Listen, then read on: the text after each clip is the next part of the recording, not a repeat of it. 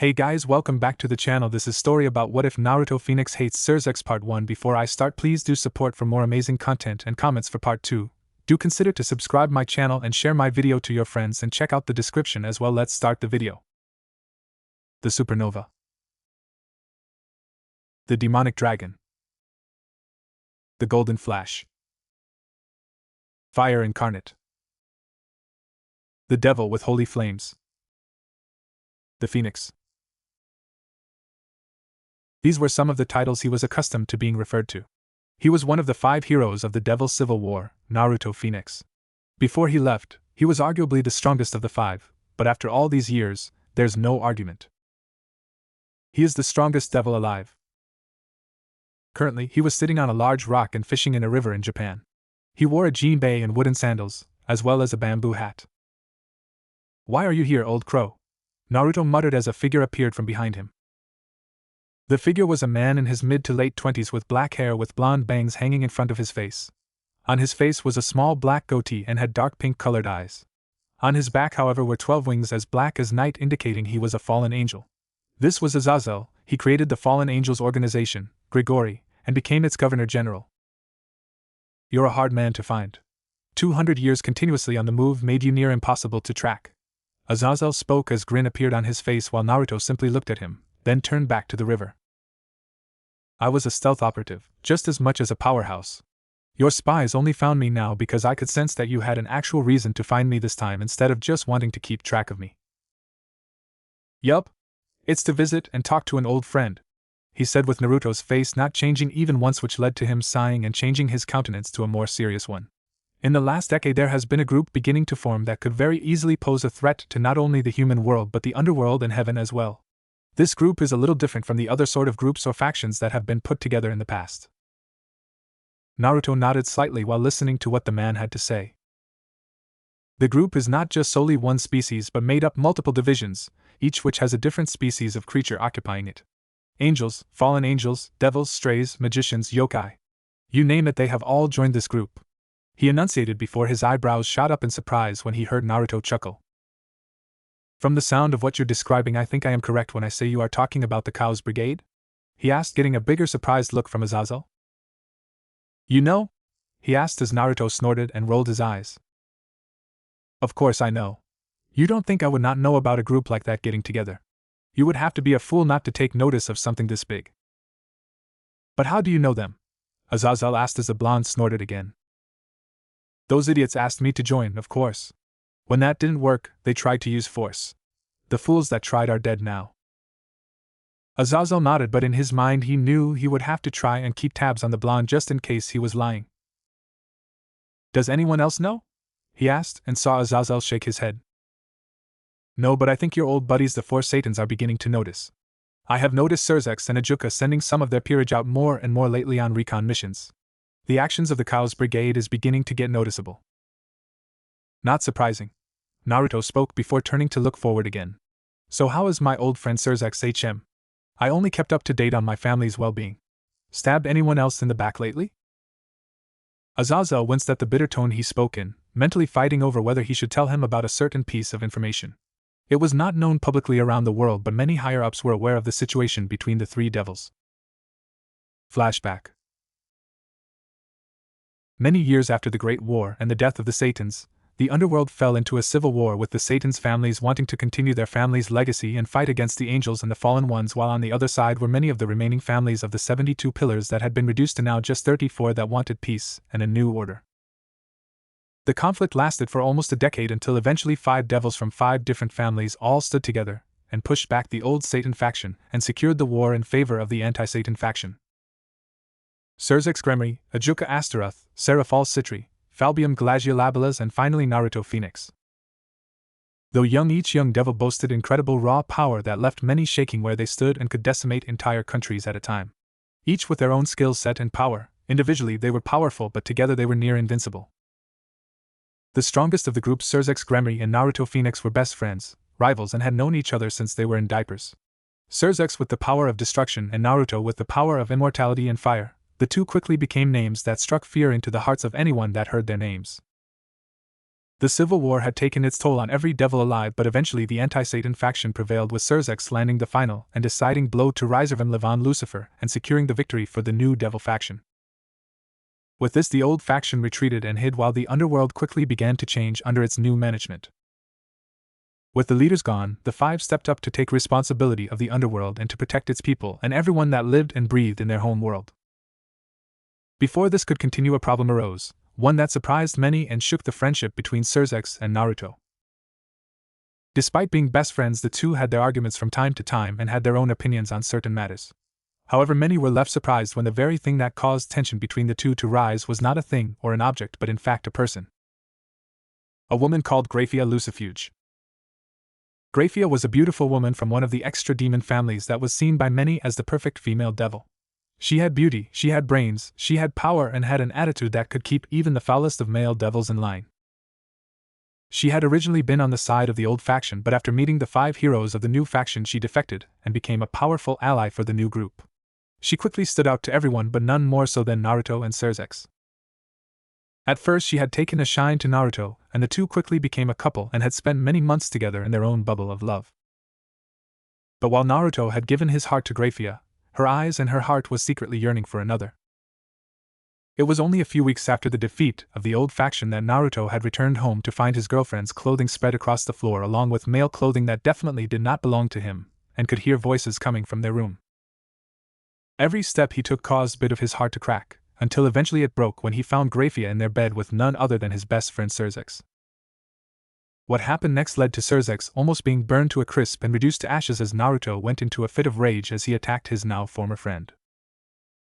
Their fight gained enough attention that both combatants' parents came, as well as their comrades, and several high-ranking lords and ladies. The reason for Naruto's obvious anger was readily apparent to all those who came when they saw the naked and distraught Graphia, who only had a blanket to keep her modesty. Naruto destroyed the house that had all her clothes.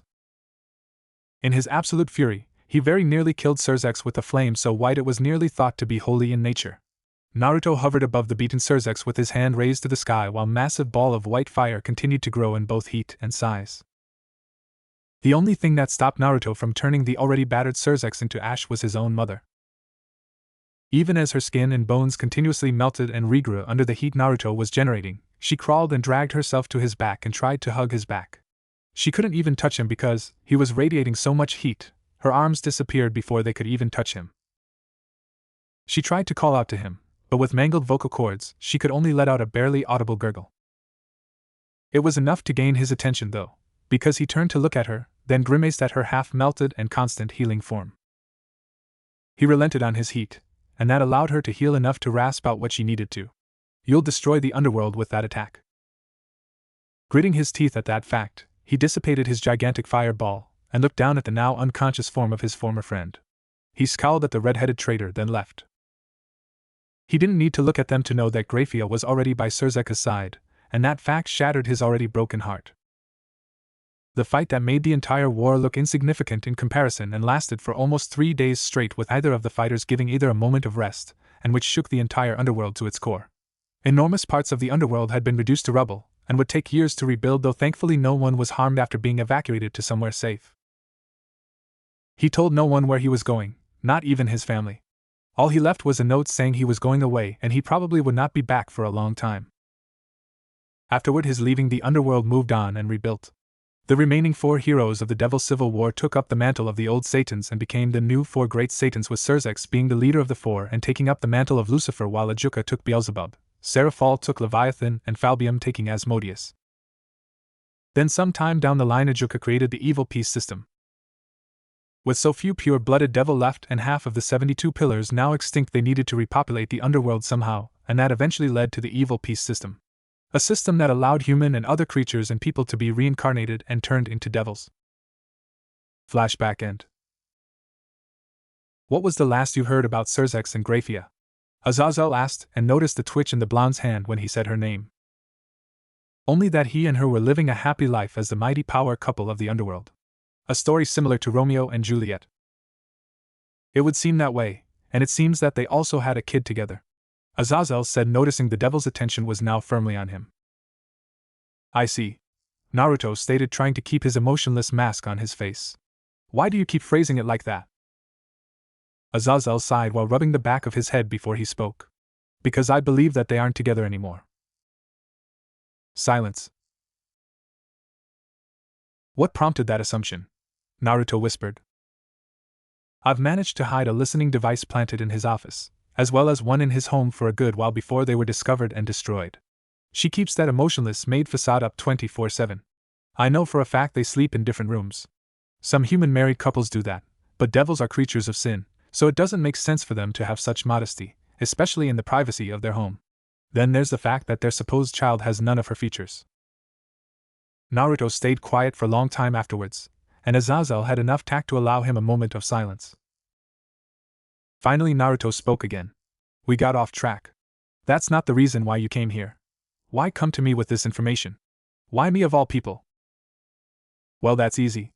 I don't know what their ultimate goal is yet, but whatever it is, it can't be good, especially if members of the old Satan faction get involved. Azazel said as Naruto got a dark look on his face. If the old faction even try, I will put them right back into the hole that they dared to crawl out of. Yes, but even you can't do it alone, Azazel told seriously. From what I can tell, they will target the underworld eventually. Whether it's people or land, a new potential war is brewing. The underworld will need you. Since when did you start caring about devils? I don't really, he replied, shrugging. But many of my brethren live in the underworld, and you and I both know what war can cause. The pain, suffering, and death it brings. I don't want to see another war break out. Meaning this could be the chance for our three sides to put our differences aside and make a real peace treaty, and not this paper-thin ceasefire that we have had for centuries, Naruto said, noticing where the conversation was leading towards. In response, Azazel nodded. If we have any chance, then the best way may be for the three factions to align. They spoke for 5 more minutes as Azazel explained it to Naruto, who was half listening and half thinking about the information he is being told. If the old Satan faction really were making a move, then he wanted to make sure they got put down on a more permanent basis. You should be taking this up with the Satans. Not me, Naruto said as he got up and put away his fishing pole. But I will keep my eyes open, and I will at least think about the possibility of going back to the underworld. He turned around to walk away but stopped when Azazel now spoke up. In that case, you think you could do a favor for me? He asked, getting Naruto's attention again. He looked at Azazel for a moment before nodding at him to keep speaking. There's a kid I want you to look at. His name is Issei Hayadu. What's so special about this kid? He asked, but never got an answer back as Azazel spread his wings and disappeared into the sky. Stupid bird, he muttered as he took the long way back to Kyoto. Lena Phenex, lady of the House of Phenex, was a beautiful young woman who, despite being many centuries old, still looked to be in her early to mid-20s, with her hair held up in ornate fashion and blue eyes that all her children seemed to have inherited. Wearing a beautiful and elegant red dress, she looked nothing short of what a queen would look like and had the power to back it up as well. She was currently walking through her massive garden towards her gazebo, thinking. She does this every couple days, thinking about her firstborn, Naruto. They named him after her husband, Raimon's first peerage member, Naruto Namikaze. Namikaze was a powerful knight piece who died from his injuries when he stopped a shipment of Phenex tears from being stolen by the old Satan faction. They honored his memory and sacrifice by naming their firstborn after him, and said firstborn lived up to his namesake by having a pivotal role in the Devil's Civil War. Lena made it to her gazebo, and a maid was already there with tea prepared. Would you like some tea, my lady? The maid asked after Lena sat down. She shook her head and waved her hand politely. No, thank you. The maid nodded and returned to the kitchen to continue with her duties. She sat alone, not being in the mood for company right now, and needed to clear her thoughts on her own. Her eldest son had been gone for 200 years, and she had no idea where he was, how he was, or even if he was still alive. The only way she got any kind of information about him was from the long letters he would send. He would send those letters with a lot of gifts for everyone in the family. Sometime within the last century or so, he started to send a lot of pictures with the letters he would send, something she was most thankful for because it was proof that he was still alive, and it showed her that the smile that bitch stole has slowly made its appearance as time progressed. While it was never enough to get a pinpoint location on her son, it was enough to find out what he had been doing at least. For many of it, she was left almost having heart attacks from the things her son did. Fighting hordes of angels and fallen angels on his own, confronting a dragon king, battling a seraph. If she didn't know that her son was extremely powerful, then she would have died from worry years ago. But it also seemed that he was making powerful friends, gaining allies, finding lost treasure and returning them. Her son was not only a prodigy but a genius when it came to hard work.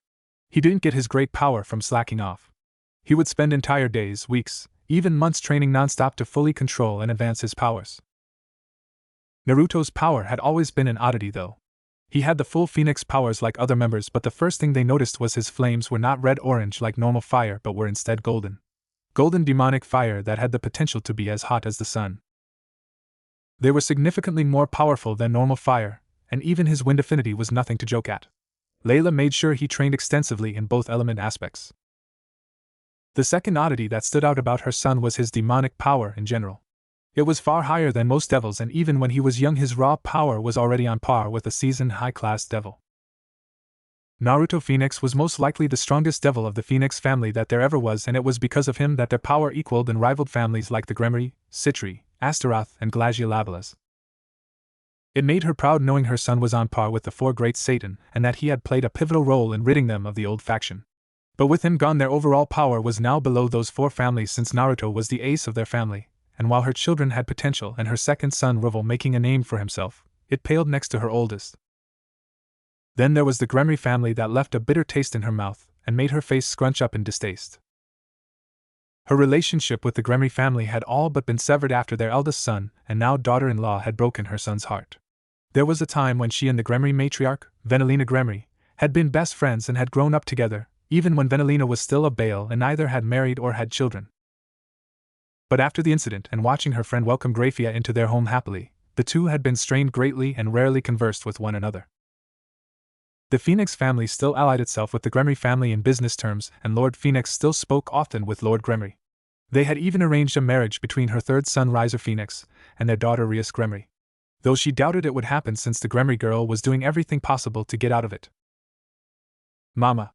The voice brought her out of her thoughts before smiling when she saw her youngest, Revel, walking towards her with an annoyed look on her face. Her daughter looked like a carbon copy of her when she was her age. If their hair was in the same style, then they would have passed off as sisters. "What is the matter, my dear?" Lena asked, her smile growing at her daughter's face. Revel huffed in annoyance as she put her hands on her hips. Riser took his peerage to see Rias Gremory, and she still refuses to agree to the marriage. Plus she has this horrible pawn that is a complete pervert. He kept looking at all the girls' chests with this stupid look on his face. Lena nodded and chuckled dryly as she listened to her daughter rant before she gently took her hand and led her to a seat in front of her.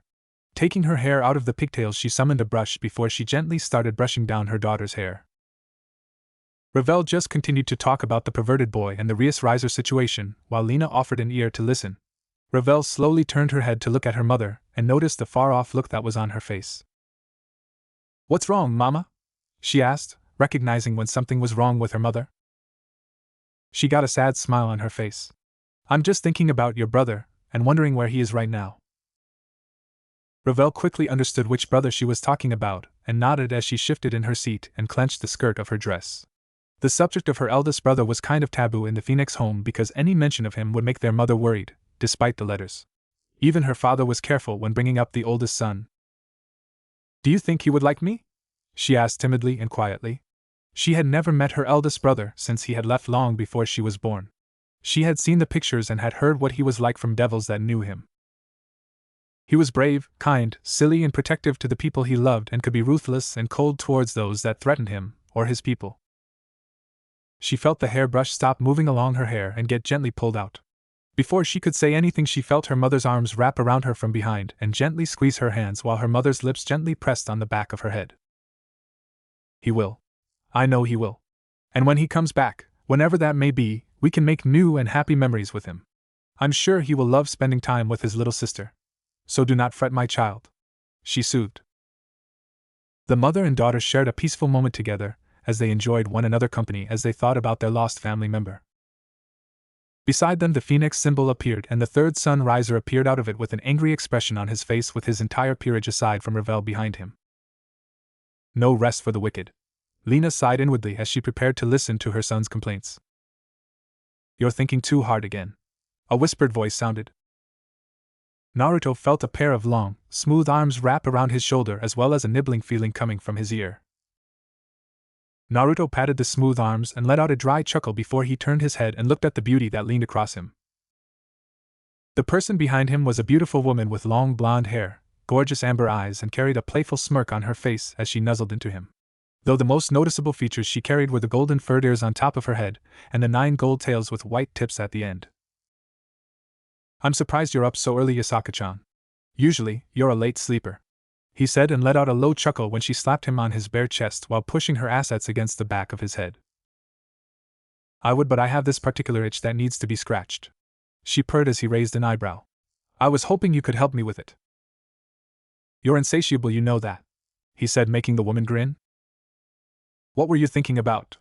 You looked lost there for a moment," she asked, having been watching him silently for the last 5 minutes. He didn't answer right away, but when he did, he just said one word. "Home."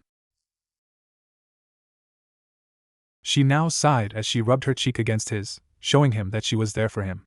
She knew the main reason why he had left home, and her heart did go out to the devil. "Then perhaps it's time to go home. I think nearly 2 centuries is long enough, don't you think?" she told him, having noticed in the last few years he had this faraway look on his face when he visited her. "Perhaps, but then again I have acquired a nice little quiet life outside of the underworld. It's been a while since any angels, fallen, or other type of creatures have dared to attack me. I think the message finally got across. Maybe it might have been due to the fact that you gave that foolish seraph quite the beating the last time you two met. When someone beats a seraph, I'm sure word gets around. The guy was asking for it, and you know it. He kept bothering me with his 'my holy flames are stronger than your demonic flames.' I think we have proven who the strongest now is." She nodded but traced the scar that traced the side of his neck. "But he did leave a mark on you either way." He shivered a little at her touch as he put his hand over hers. "It's just one more to add to the collection." He let out a low sigh before a small smirk appeared on his face. He turned around quickly and pinned the beautiful kitsune onto the bed while spreading her legs wide with his knees. "Now, didn't you say you had an itch? Well, I suppose I could spare some attention. After all, you look after me so well," he muttered, getting a coy smile from the woman. An hour later, Naruto sat on the edge of the bed as he put a pair of black jeans and grabbing a red shirt from a bag by the bed. His special friend was currently in the shower. Yasaka, a kitsune yokai, was Naruto's second friend he made when he left the underworld. He had met her by chance many years ago when he was traveling through Kyoto, and the two met after she interrogated him. Though rough at first, the two steadily built a friendship over the years, and Naruto would regularly visit Kyoto to visit his longtime friend and catch up. Looking at her, most would have thought she was just another pretty face, but people could not have been more wrong. She was incredibly powerful and boasted an enormous amount of control over the fox fire that kitsune were famous for. Then turning into a fox the size of a skyscraper made most collapse from a heart attack. Their current situation, though, was one of friends with benefits. It was thanks to Yasaka that he slowly began to get over Graphia, and she helped him eventually move past the silver-haired beauty. While there were and would always be feelings still there, he knew nothing could ever come of it anymore. The sex was just an extra for when either of them had that scratch that needed to be itched. Many would mistake them for a couple when they were just walking around Kyoto. Naruto wasn't a dense fool. He knew she had feelings for him, and he could admit that he would reciprocate those feelings if not for the fear of being heartbroken again. Yasaka seemed to enjoy teasing him when she could and was not shy about flaunting what natural gifts she had been given when they were in private. She was slowly but surely chipping away at the wall surrounding his heart. "You almost ready, Yasaka-chan?" he called just as the door opened and Yasaka walked out with a towel wrapped around her body. Since Naruto was leaving later that day, they were going to spend some time together whilst Yasaka ran some errands. "Be patient, my lovely Phenex. Us girls need time to make ourselves look beautiful," she said, winking at him and making him roll his eyes before he turned away and to give her privacy to get dressed. "Plus, I need to make sure Kuna knows she is still grounded." "What did she do this time?" he asked. Kuna was Yasaka's 9-year-old daughter. They were the spitting image of one another, and he could see Kuna growing up to be incredibly beautiful just like Yasaka. She also inherited the kitsune love of making trouble. "She put laxatives in the drinks of the other kitsune." "Again," Yasaka said, making Naruto chuckle and shake his head in amusement. 20 minutes later, they were both ready to leave. Yasaka stood close to Naruto as an orange symbol appeared beneath them and teleported them away. They arrived in a small garden area about a mile away from Yasaka's home before the two began walking down a small path with Yasaka's arm wrapped around Naruto's. "So where are we going?" Naruto asked as he looked around her surroundings as Naruto began walking down a dirt path. "I figured while we walk I could visit a young kitsune girl. As you know, It's our mating season soon, and this will be the first big one for this girl now that she is of age. I want to make sure she is prepared. Mating season, huh? Naruto said, feeling her tighten her arm around his. I remember those times too well. I got a call almost every couple of hours to come and satisfy you last time, didn't I? She gently slapped his arm while blushing slightly. Behave you. Getting rid of the blush, she turned to look at him. She's nervous. There is a boy she likes, and she wants to make sure she can control herself when the time comes. You know what happens when we lose control. Yeah, do I? He murmured. He remembered it far too well. It only happened once, but Yasaka had completely given in to her primal urges and lost control of them. She basically tried to jump him at every turn and got very violent about it. In the end, he had to knock her out because she was becoming too unpredictable. And what about you? He asked as she looked at him. If mating season is round the corner, then have you thought about putting another bun in the oven, so to speak? The answer he got was a light laugh as she placed her head on his shoulder. Oh, maybe in a few more years. Right now, Kunu is more than enough. Why you offering to help? She looked at him and saw his eyes lowered a little, and he smiled weakly. I did last time. Her eyes softened as a gentle smile appeared on her face too. Yes, you did, and I thank you every single day that you did that for me. She whispered as she thought of her daughter, and then looked towards Naruto as she recognized the same look in their eyes. You know, you could tell her who you really are to Kunu. His reaction was a sigh, which she knew was coming. You know I can't. I don't want to replace the man who fathered her. She nodded before the two fell into a peaceful silence as they enjoyed each other's company. After an hour of trekking along the dirt path and a lot of complaining from Naruto since they could have just teleported there, they eventually arrived at the apartment of the Kitsune girl in the northern part of Japan. While Yasaka had been here a few times to meet with the girl, hers and Naruto's face scrunched up when they felt a foul presence that the two were all too familiar with. I guess you're not the only one who had taken an interest in the girl. With that, the two jumped onto some nearby buildings and leaped across the rooftops until they arrived at a small apartment building where they immediately saw the new problem. Just outside the apartment building were two men and two women, each with a pair of black wings neatly folded on their backs. Fallen angels. As the two dropped down from the roof, two more fallen angels walked out of one of the lower apartments, one with a pair of wings and the other with two pairs of wings, which signaled he was the strongest of the little group. What caught their main attention, though, was the young girl that was draped across the other fallen angel's shoulders. Yasaka saw the girl and let a low growl come out from her mouth, figuring out that they did not have any good plans for this poor young girl and would most likely try and defile her. The fallen ones were known to be a very sexual race. Let's get going. Lord Kokubil will want to run tests on this one, the strongest member of the group said as the rest of them all nodded to his words. They stretched their wings and were about to fly when a cough interrupted them. Looking over, they saw Naruto and Yasaka watching them and leaning against a nearby car, one looking angry and the other emotionless. Yo, Naruto said with a small wave each before quickly noticed the glares that were sent their way. A devil and a kitsune. They all hissed out while the fallen with four's wings quickly went into the air to make a quick escape with their hostage. Before he could get very high, though, a powerful slam hit his chest that forced him back to the ground and land on his back. He sat there in a daze for a couple of moments before he winced at the pain, shakily stood up. All he had seen was a small flash of golden hair. Quickly he turned towards and faced Naruto. That man, he hissed out as a light spear appeared in his hand as the other fallen looked at him strangely. Sir, he never moved, one of the females said as Naruto smirked and gave him a taunt with her index finger, indicating for them to come get some. Impossible, I know what I saw even if it was brief. He hit me, no one can possibly move that fast. I guess they don't know me very well, Yasaka-chan, Naruto said before leaning away from the car. She had seen him move and was one of the very few that were able to. Gentlemen and ladies, I'm afraid I will have to ask you to release the girl. I can't let you take a potential new friend away before I even get to know her. And by the looks of it, I doubt you have any good intentions for her, he declared as he cracked his hands and neck, ignoring the outraged look they were giving him. We can do this two ways. I'll even let you choose. Their response was creating a batch of light spear in their arms and in the air of various colors. All Naruto could do was sigh and scratch his head, turning to look at Yasaka. You want this one, Yasaka-chan? It wouldn't do to get rusty. Her answer was a coy smile as her tails began to show and her eyes began to glow with power as fire danced around her hands. I thought you would never ask, Naruto-kun. she told him before she disappeared in a great burst of speed and appeared in front of the fallen angels. Naruto just stood and watched as Yasaka made short work of the fallen angels. While they were busy, he went to get the young girl. 45 seconds. That was slower than last time you were in a fight, Yasaka-chan. I fear you may be slowing down in your old age. Naruto teased as he watched his woman drag the now dead bodies of all the fallen angels and put them in a pile. The woman had temper when pushed the wrong way, just like these fallen angels had found out. Over his shoulder meanwhile was the young girl that was still unconscious and now in his safe hands. If I'm old, then what does that make you?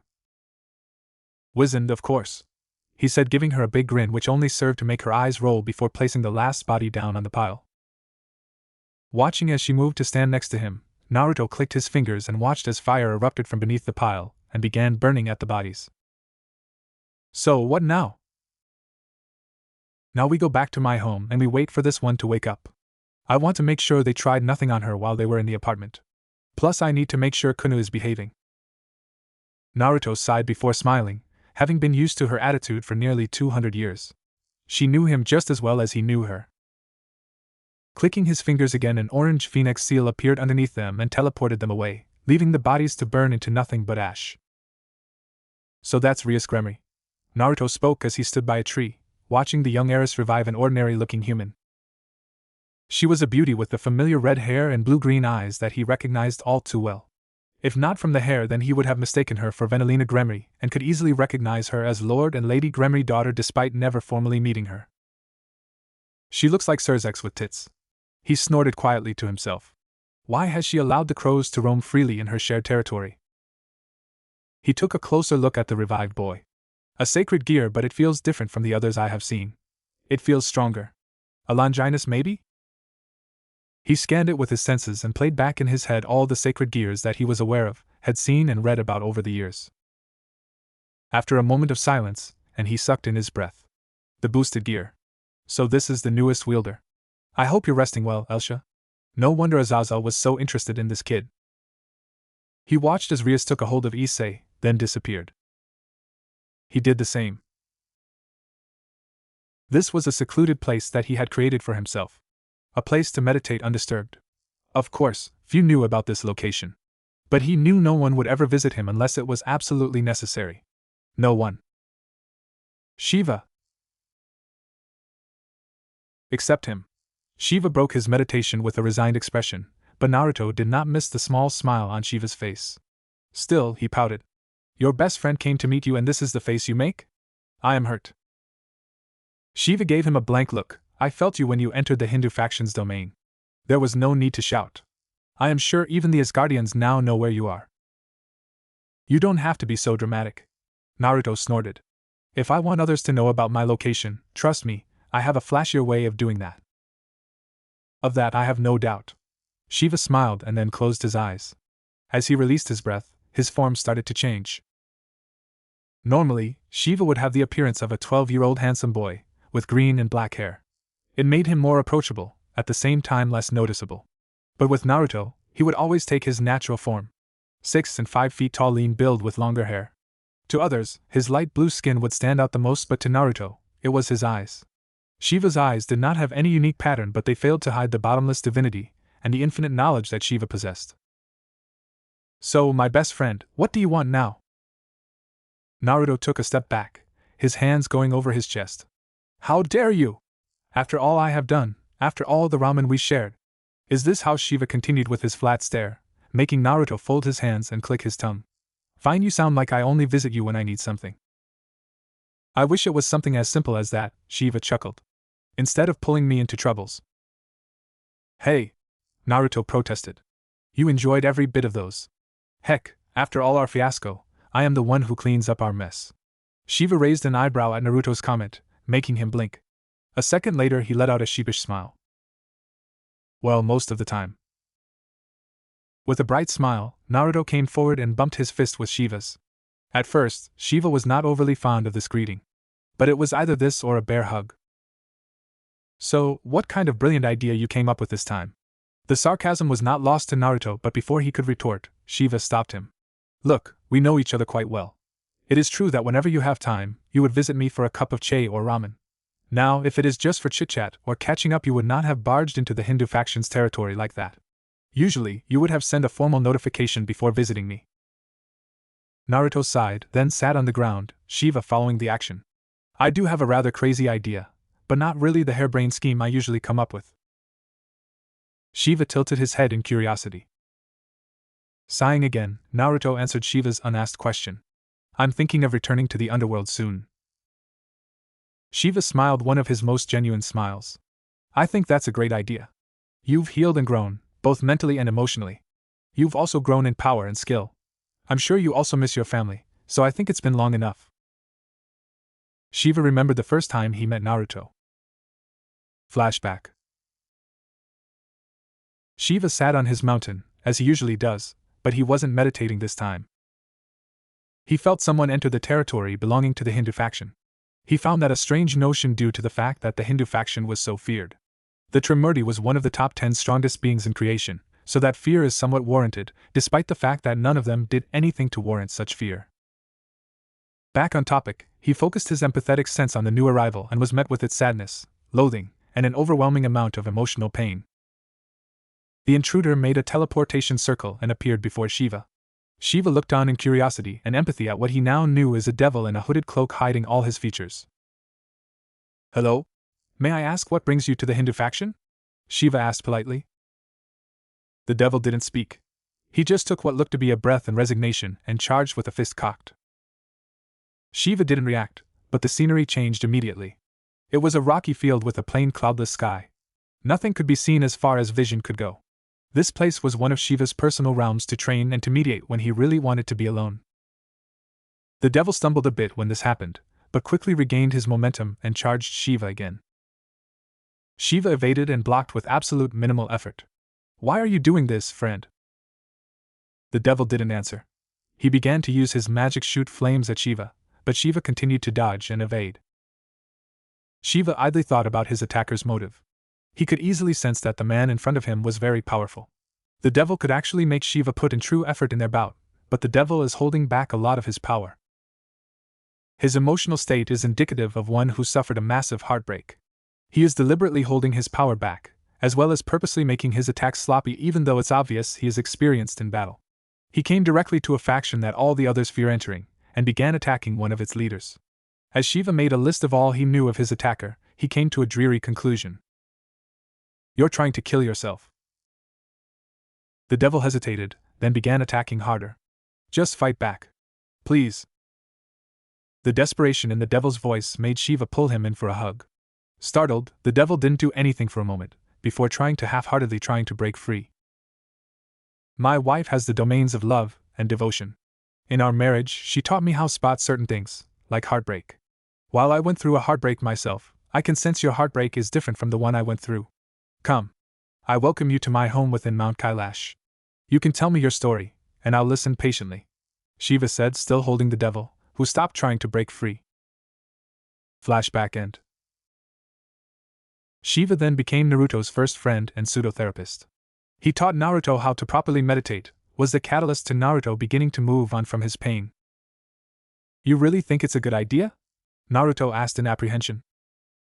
Yes, Naruto, I do, Shiva answered without hesitation. Okay. Thanks for all of your help, Shiva.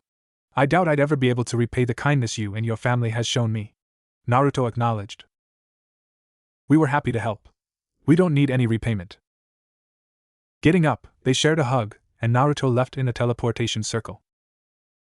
Good luck, Mera Sabase Achidast. Stepping out of the Phenex magic symbol, Naruto quickly found himself standing outside of a large castle that stood out in the middle of nowhere with no signs of life anywhere. Of course he'd choose somewhere so recluse, he said to himself as he walked forward. With no visible strain, he pushed the large wooden doors open and began walking inside. The great hallway had multiple doors lay on each side of the wall with a large elevator right at the end with metal doors. Beside the elevator doors he saw an intercom system. Walking forward he pushed for the elevator doors to open but was not surprised when they refused to open while a voice called out from the intercom system. Who is it? I'm too busy to see anyone right now. Make an appointment. A stoic voice called, making Naruto's eyes roll. He leaned forward and pushed the button of the intercom.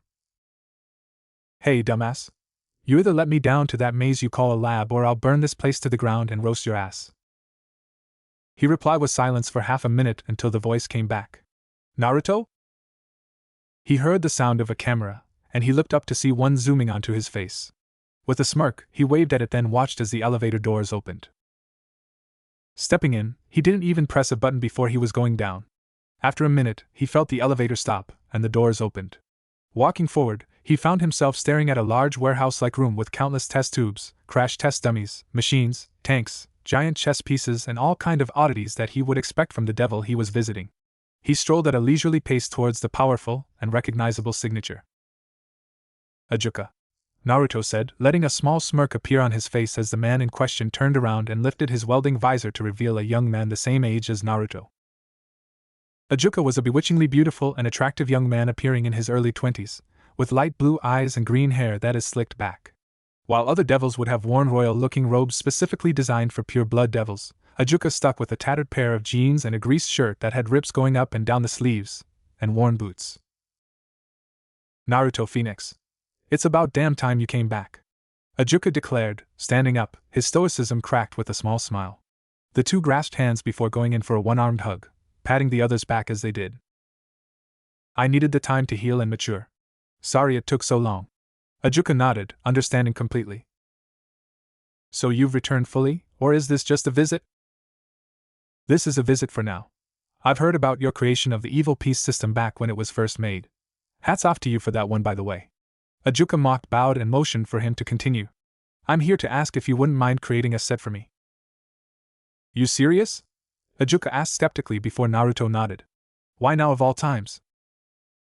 Let's just say I have met some people in my time away and I would like to have them around in the underworld with me when I come back. Ajuka just shrugged. Sure, why not? He then led Naruto through the lab. I actually already have a set created for you for back when I first made them. The first sets I ever made were mine, yours, Seraphals, Falbium, and Sirzechs. You're the last of the 5 of us to come and collect his. Naruto just nodded as they arrived at some kind of large locker system spread across an entire part of the underground lab. They had letters on separate categories of the lockers with the first letter from the surname. P-P-P-P-A. Here we are, Ajuka said as his wings appeared out of his back and he flew up into the air. Naruto watched him open one of the lockers and take out a small box, which had the Phenex symbol on the front of it. He watched Ajuka wipe off the dust off the top, showing just how long it had been there. You want me to explain how the system works? He asked as Naruto nodded. Though he had a brief understanding, it would be better to hear it from the guy that made it and was the reason the devil population had managed to increase over the years. Each piece has a corresponding value, and these values are used to determine which piece may be used to reincarnate someone. Their strengths, talents, and skills play a large role in determining their value. Different evil pieces cannot be used together. Evil pieces can also be exchanged between top-class devils with peerage, and only a high-class devil and above can have one. You will take the king piece, he said, showing Naruto a golden-colored king chess piece. You have 1 queen, 2 bishops, 2 rooks, 2 knight, and 8 pawns. Though the more powerful the person is, the more pieces they take up. Rooks are worth 5 pawn pieces, knights are worth 3 as are bishops, and the queen piece is worth 9. To use them, just press it against their chest. These days, people do an incantation and a light show, but there's really no need. Sounds easy enough, Naruto stated as he took the box. So when will you be coming back? Ajuka asked. In a week or so. I have to build my peerage. I have people in stasis that I'll be able to revive with ease. The two old friends caught up for next couple hours. Naruto spoke about the things he had seen, done, and the people he had met while he asked Ajuka what life as a Satan was like. The simple answer was that it was boring and he really hoped to retire within the next century.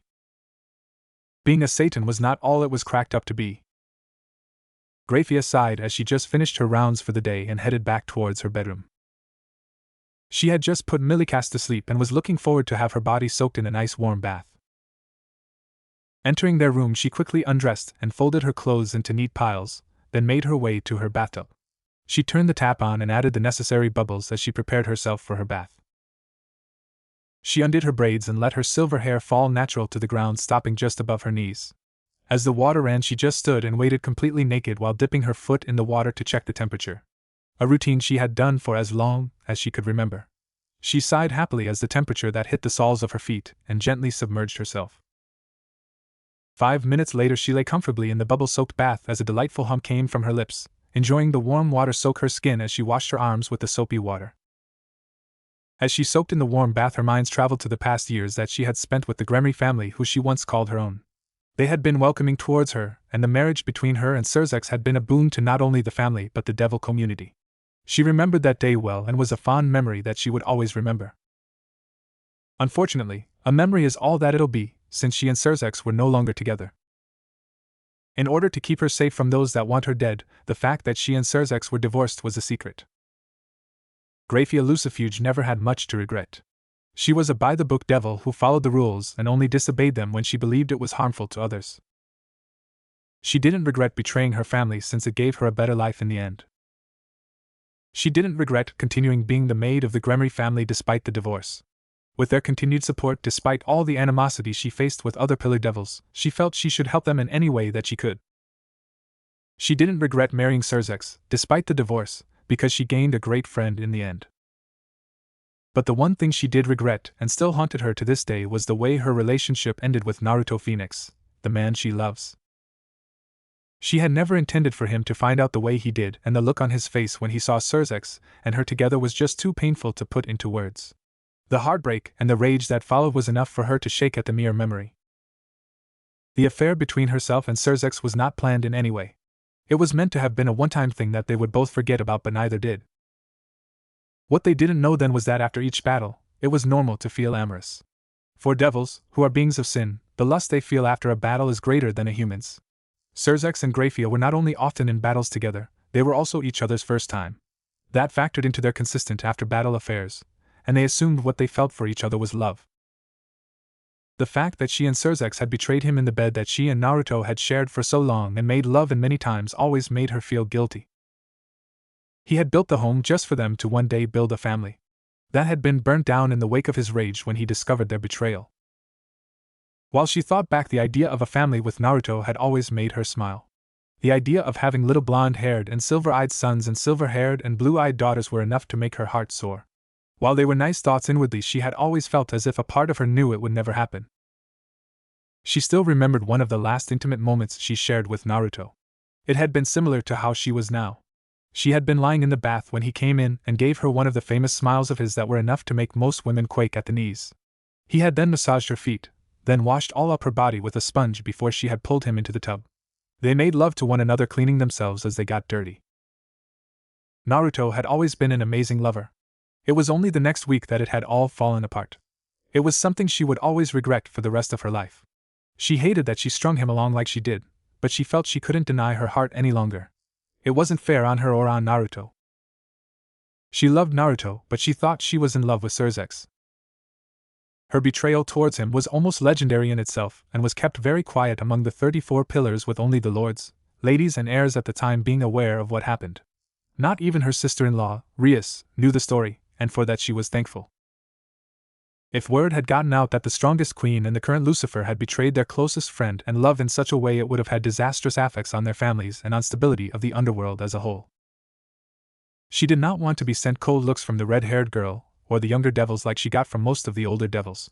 The only ones who didn't glare assumed she was a whore, and that they simply had to wait their turn. She had once been very close to both Seraphol and Lady Phenex, but now Lady Phenex despised her, with good reason, and Seraphol would only tolerate her when at social gatherings. At meetings for the Four Satans, Seraphol had made sure Sirzechs knew not to bring Grafia along. She winced at the thought of Seraphol as her left hand traced along a scar along the left side of her stomach. She received it when she made the mistake of challenging Seraphol for the title of Leviathan. The two had been on equal footing in terms of experience and power, but Seraphol's rage at what they did to Naruto made her unleash all her wrath and frustration onto her. While narrowly being defeated, it did send Grafia to the hospital for 2 weeks, and had gained the scar in the process. Sirzechs had been angry towards Seraphol, but one mention of Naruto's name, and he backed off. Sirzechs' fear of Naruto after the brutalization he was dealt was a barely concealed secret. The Phoenix's rage was not something he ever wanted to experience again. The multiple scars that marred his flesh was a testament to that. Their group that once consisted of 6 friends was now so broken, she did not see any chance of it being put together. Naruto had been the glue of that group, and without him it fell apart very quickly. Seraphol became more childlike, Ajuka became a stoic recluse who barely left his lab. Falbium became so lazy that the military of the underworld barely did more than odd chores, and Sirzechs would become more playful and silly. Grafia could be honest and say that she missed him. She wanted to hold Naruto again and say how sorry she was. She wanted him to be her friend again. She wanted him to know she still loved him. If not for Naruto Phenex, then she would not be alive right now. With age came wisdom, and she was experienced enough to figure out she loved Naruto. Always have, most likely always will.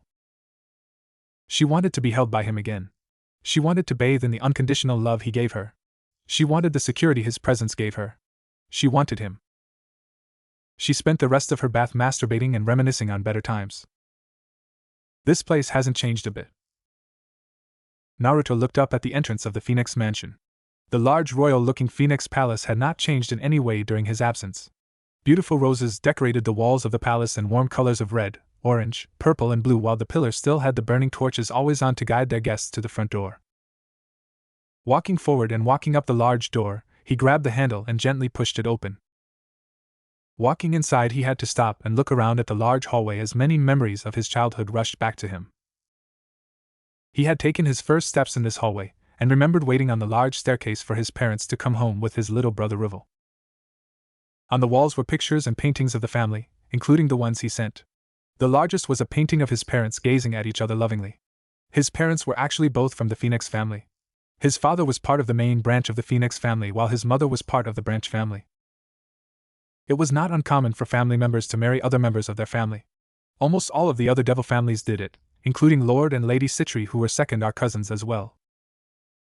The only different he knew of was the Gremory, whose lady was originally from the Bale family.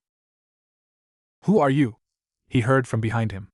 He turned and saw a younger version of his mother standing there in a pink dress with her hands on her hips.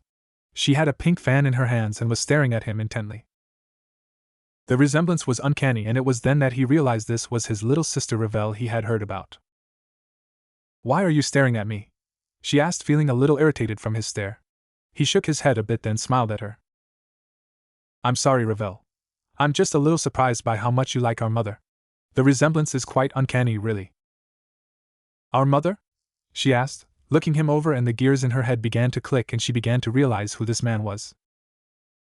She dropped her fan in surprise, only for it to be caught by Naruto before it hit the ground. She looked up at him with wide eyes. "You know, I always wanted a little sister, so you can imagine my disappointment when our parents came home with Rival," he said, making her chuckle a little as her face became scrunched up and her lip began to shake. "You're Naruto. You're my big brother," she whispered as Naruto placed his hand on top of her head and placed his forehead on hers. "I am. And I'm sorry it taken me so long to meet you, Ravel," he said soothingly. She nodded shakily before hugging him. He chuckled, then wrapped his arms around her. He wondered just how much his parents had told her about him. "Ravel? Who's this?" Lord Phenex asked, appearing as he came down the stairs before stopping when he saw Naruto look up at him with a smile, still with his arms wrapped around Ravel. "My son." "Hey, Dad," Naruto greeted as his father rushed down the stairs and hugged his son tightly, chuckling in happiness while Ravel was caught in the middle of them, not that she minded. "My son," he said, extending his arms and getting a good look at Naruto. He frowned a bit the scar that was on his neck. "I see Uriel managed to leave a mark." Naruto chuckled. "Yeah, but you should see the amount I left on him. For an archangel, he sure had a lot of wrath and pride. I wasn't even the one who instigated the fight. He wanted to prove his holy fire surpassed my demonic flames. Well, he lost, and Gabriel had to come peel him off the ground." The two men shared a laugh, while Ravel was shocked at the fact her eldest brother defeated an archangel so badly. "It is good to have you home at last. This house and this family has missed you dearly." "I have missed you all too, Dad. I'm sorry it took me so long to come home, but I hope you understand why I left in the first place," Naruto replied. Ryman shook his head dismissively. "We all understood the reason, and we weren't truly upset, nor surprised, at your departure. Your mother and I appreciated the letters and pictures you sent. Your siblings loved the gifts you sent as well, as you can see." Ravel blinked up innocently, then remembered the necklace she was wearing. "Oh, right. You sent this to me." "That's right. There's some protective runes carved onto it, so it'll shield you from most attacks, and you won't have to waste energy healing yourself," Naruto explained, and got another hug. "I should go and inform your brothers that you are home. I'm sure they will be eager to see you." Ryman voiced. I would like that. Is Mother around? Naruto asked and saw both his father and Revel nod. She's out in the gardens. I'll go and take you there, Revel told him as she took his hand excitedly and led them away. Naruto walked at a quick pace as Revel dragged him behind her, the happy and teary eyes still on her face as they exited the large palace and found themselves outside in the Phenex Palace's enormous garden. Just in the distance they could see Lady Phenex happily walking through the garden as she admired the beautiful flowers. I'll go tell her while you walk over to us, Revel said, not leaving him with room for argument before she flew over towards Lady Phenex while Naruto walked at a normal pace. As he got closer towards them, he saw his mother turn towards his direction, and she looked like she was about to drop to the ground in shock. Revel had to steady her to keep her from dropping to the ground. Her hand shot up to her mouth, trying to muffle the sobs coming from her, but it was no use. Her cries of happiness were too loud to be hidden. Along her cheeks tears flowed down them like river streams and showed no case of stopping. She lifted the hem of her dress and ran towards him, her crying becoming louder and louder the closer she got. When she was only a few meters in front of him, she leapt from the spot and threw her arms around her eldest son and began crying into his chest as her arms shot around him and held him as tightly as possible. Naruto could feel the tears go through his clothes and could feel his mother's body shake. When he wrapped his arms around her body and placed his head on her shoulder like he used to, he felt his mother sob even more. Hi, Mom, he said. Sorry I'm so late. The party ran longer than it was supposed to. Her response was a hearty laugh mixed through her crying. She placed kisses all over his face, her lipstick staining it, while Revel giggled. I have missed you so much. The letters and pictures were enough to let us know you were alive, but it's better having you here, she told him through her sniffles as she placed her hands on each side of his face, inspecting it in a way only a mother could. She traced her finger over the scar on his neck. I hope you kicked that stupid bird's ass. Revel balked while Naruto chuckled. Of course I did. Who do you think I am? That's my boy. Now come, I'm sure Seraphol will be coming soon since she more than likely has a spy or 3 in our servant staff. I'd like to have you around before she comes to monopolize your time. Not to mention, your youngest brother's wedding tomorrow where all the high society will know of your return. Lina might as well have been a seer, because, not even 30 minutes of them sitting and speaking, Naruto sensed a familiar aura above the home. He excused himself, then made his way to the backyard. He waited a couple seconds as he felt the aura get closer. At the last moment, he took a step back and caught Seraphol by the scruff of her neck. He dropped her on her feet, and she immediately rammed into him, rubbing her face on his chest. You jerk. She sobbed as her feet kicked his shins. 200 years and we don't get any word from you. No phone calls, no letters, no nothing. Do you know how worried I've been? Many thought you were dead, despite your parents telling others you send letters. He knew that Seraphol would be more emotional than others when he returned and was not surprised by this reaction. They had been very close before he left, and she was one of his best friends for a very long time. He didn't take into account how much it would affect her. Sorry for making you worry, Sarah Tripp. That did the trick, as her mood changed. Ah. You stupid fish cake. How many times do I have to tell you to stop calling me that? Baka baka fish cake. She kept kicking his shins as she ranted, much to his amusement. When they first met, she tripped, and he thought it was funny how Seraphol fell. So he called her Sarah Tripp, reminding her constantly of her embarrassing moment. He laughed uproariously when she started to wave her magical girl wand in his face as she ranted. He sensed the rest of his family come out to see her ranting. Yeah, I missed this. Entering through the pair of large double doors, a mildly annoyed Naruto found himself standing in a room that was every bit as ostentatious and over the top as one would expect from an important devil family. The room was massive, the cavernous room made for huge parties and gathering of hundreds. The floor was polished black marble, the walls being made of an expensive wooden panel and decorated with dozens of expensive paintings. Filling the hall were hundreds of devils, all dressed in suits both modern and old-fashioned, some with long-tailed tuxedos and clearly ridiculously expensive dresses. Meeting his youngest brother was something. Riser was an arrogant playboy, who brought House Phenex some bad publicity with his constant pushing for the wedding between him and the Gremry heiress, someone who everyone knows violently opposes the union. Naruto could tell that he didn't really read the contract between him and his fiancée. If he did, then he'd realize that he was marrying into the Gremry family, instead of remaining a Phenex. He was the fourth son without much to brag about. Naruto was the strongest devil, Rovo was soon about to promote to ultimate class, and Riles ran the underworld media, Anything and everything that has to do with media, Riles ran it. Ravel was a genius when it came to business, so any suitor she would have would be a lucky man. Though Naruto will say that he wasn't lazy. Riser actually trained his powers instead of just throwing fireballs. From what Ravel tells him, Ruvel and their mother lit a torch under Riser's ass so that he trained seriously. Naruto stood off to the side, having made the various greetings to other lords and ladies of the other pillar families, as he was expected to as the heir of the Phenex house. Many of them had been overjoyed to hear he had finally came back, and thankfully none commented on why he exactly left. Most, if not all, of the current lord and ladies were still of his parents' generation, so they were aware of what happened. Hearing a commotion, he became more annoyed when he noticed Lord and Lady Gremory walk into the ballroom, which attracted a lot of attention to them. Personally, he had no specific hate for them since, like Lord and Lady Citri, they had been an uncle and aunt figures in his life for so long given how often he would be at their respective homes. But he knew his family had taken great offense to what Sirzechs and Grafia did. What cracked the relationship between their two families was due to the Gremory not punishing Sirzechs for his actions and instead welcoming Grafia as if all was right. Devils were, after all, a selfish race, something he knew and accepted a long time ago. He brought his wine glass up towards his mouth, but just as he was about to take a sip he heard a small gasp come from his right along with quick pitter-patter steps. He heard the steps stop just a few feet from him. "You're Naruto Phenex." He asked as he tilted his head to the side before his brow raised slightly at who was beside him. The figure was a little boy roughly about 9 or 10 years old with all too familiar red hair that was kept short with small bangs that wisped out to the side. He had blue eyes with light skin and wore a big happy smile on his face as his eyes lit up in happiness. He wore a smart suit with a little red tie between his collar and smart dress shoes. "Hi. I'm Milikas Gremory. I'm your biggest fan, Mr. Naruto. I know all about all your adventures with my father. It's nice to finally meet you, sir." He spoke in a clear but fast-paced tone as he gave Naruto a bow.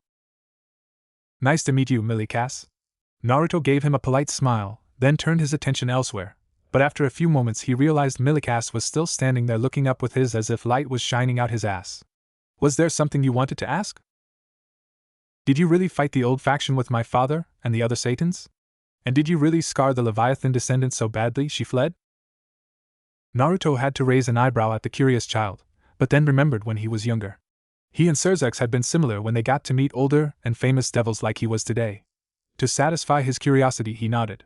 "Yeah, I did." "Everyone says you're as powerful as my parents and the other Satans. Is that true, Mr. Naruto?" He shrugged. "It's been a couple centuries, but yeah, I guess you could say that. Shouldn't you be greeting the other guest? I wouldn't want you to get in trouble." He chuckled at the slight panic look in the kid's eyes, but before he could leave, another person came up. "There you are, Milikas. You shouldn't run off like that.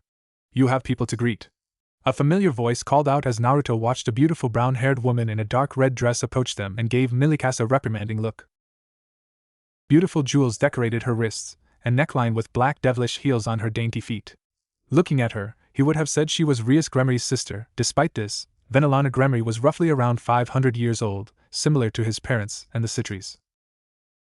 "You are the son of the current Lucifer, Milikas. You have responsibilities and expectations centers around you." "Sorry, grandmother. I got excited." He apologized politely before returning to looking at Naruto. Venelana noticed his focus change and saw who he was staring at. She took in a quick draw of breath when she noticed Naruto and placed a hand over her grandson's shoulder protectively, something that made Naruto roll his eyes. It was ridiculous to think Naruto would hurt her grandchild, but she didn't want to take a chance. He might have been a boy that was like a second son to her, but 200 years was a long time and people could change. And she was well aware he was still on bad terms with Sirzechs. "Hello, Naruto." "Lady Gremory? It's been some time." She nodded. "Yes, it has. For a time I thought you were never coming back. After 200 years people begin to talk." She stared at Naruto and felt a little irritated at how he looked as if he was ignoring her. "I can imagine. I just decided that I have been away for long enough and I wanted to see my family," he told her as he took a sip of his glass. For as long as Naruto could remember, he knew Venelana Gremory didn't like it when people were seemingly ignoring her. Like many devils, she did enjoy it when the attention was on her. "Well, you have been missed dearly. I know Lena must be pleased you are back despite our lack of speaking to one another." "And you?" he asked, returning his gaze to her face as he saw confusion on it. "Are you pleased I'm back?" Venelana looked at him in slight hurt. Of course I am. Do you forget how many times you stayed with us during the summer months when you were little? All the parties and birthdays? Oh, I haven't forgotten. But those days are long over. You can thank Sirzechs of that. He told her as Venelana sent Millikas off towards Lord Gremory, who was speaking with Lord Phenex. Naruto, she whispered as she stepped forward and placed a hand on his cheek, something that made him freeze up just for a moment. Why can't you let this go?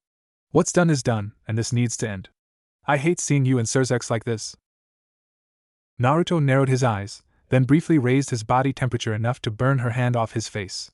Sirzechs can go choke on his own bile for all I care. Why should I ever forgive a backstabbing traitor like him? Because he is your best friend. Your brother in everything but blood. I have brothers. I have 3 of them, and he is not one of them. Brothers don't betray each other. Brothers don't cuddle up to the girl the other loves. Brothers don't fuck the woman the other wants to marry in his own bed. Neru. Shut up. Naruto interrupted, his voice laced with power.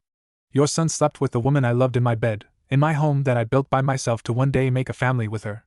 You are a failure of a mother if you truly believe that his actions are something that I will ever forgive. The only reason he still breathes is because my last attack would have obliterated the underworld.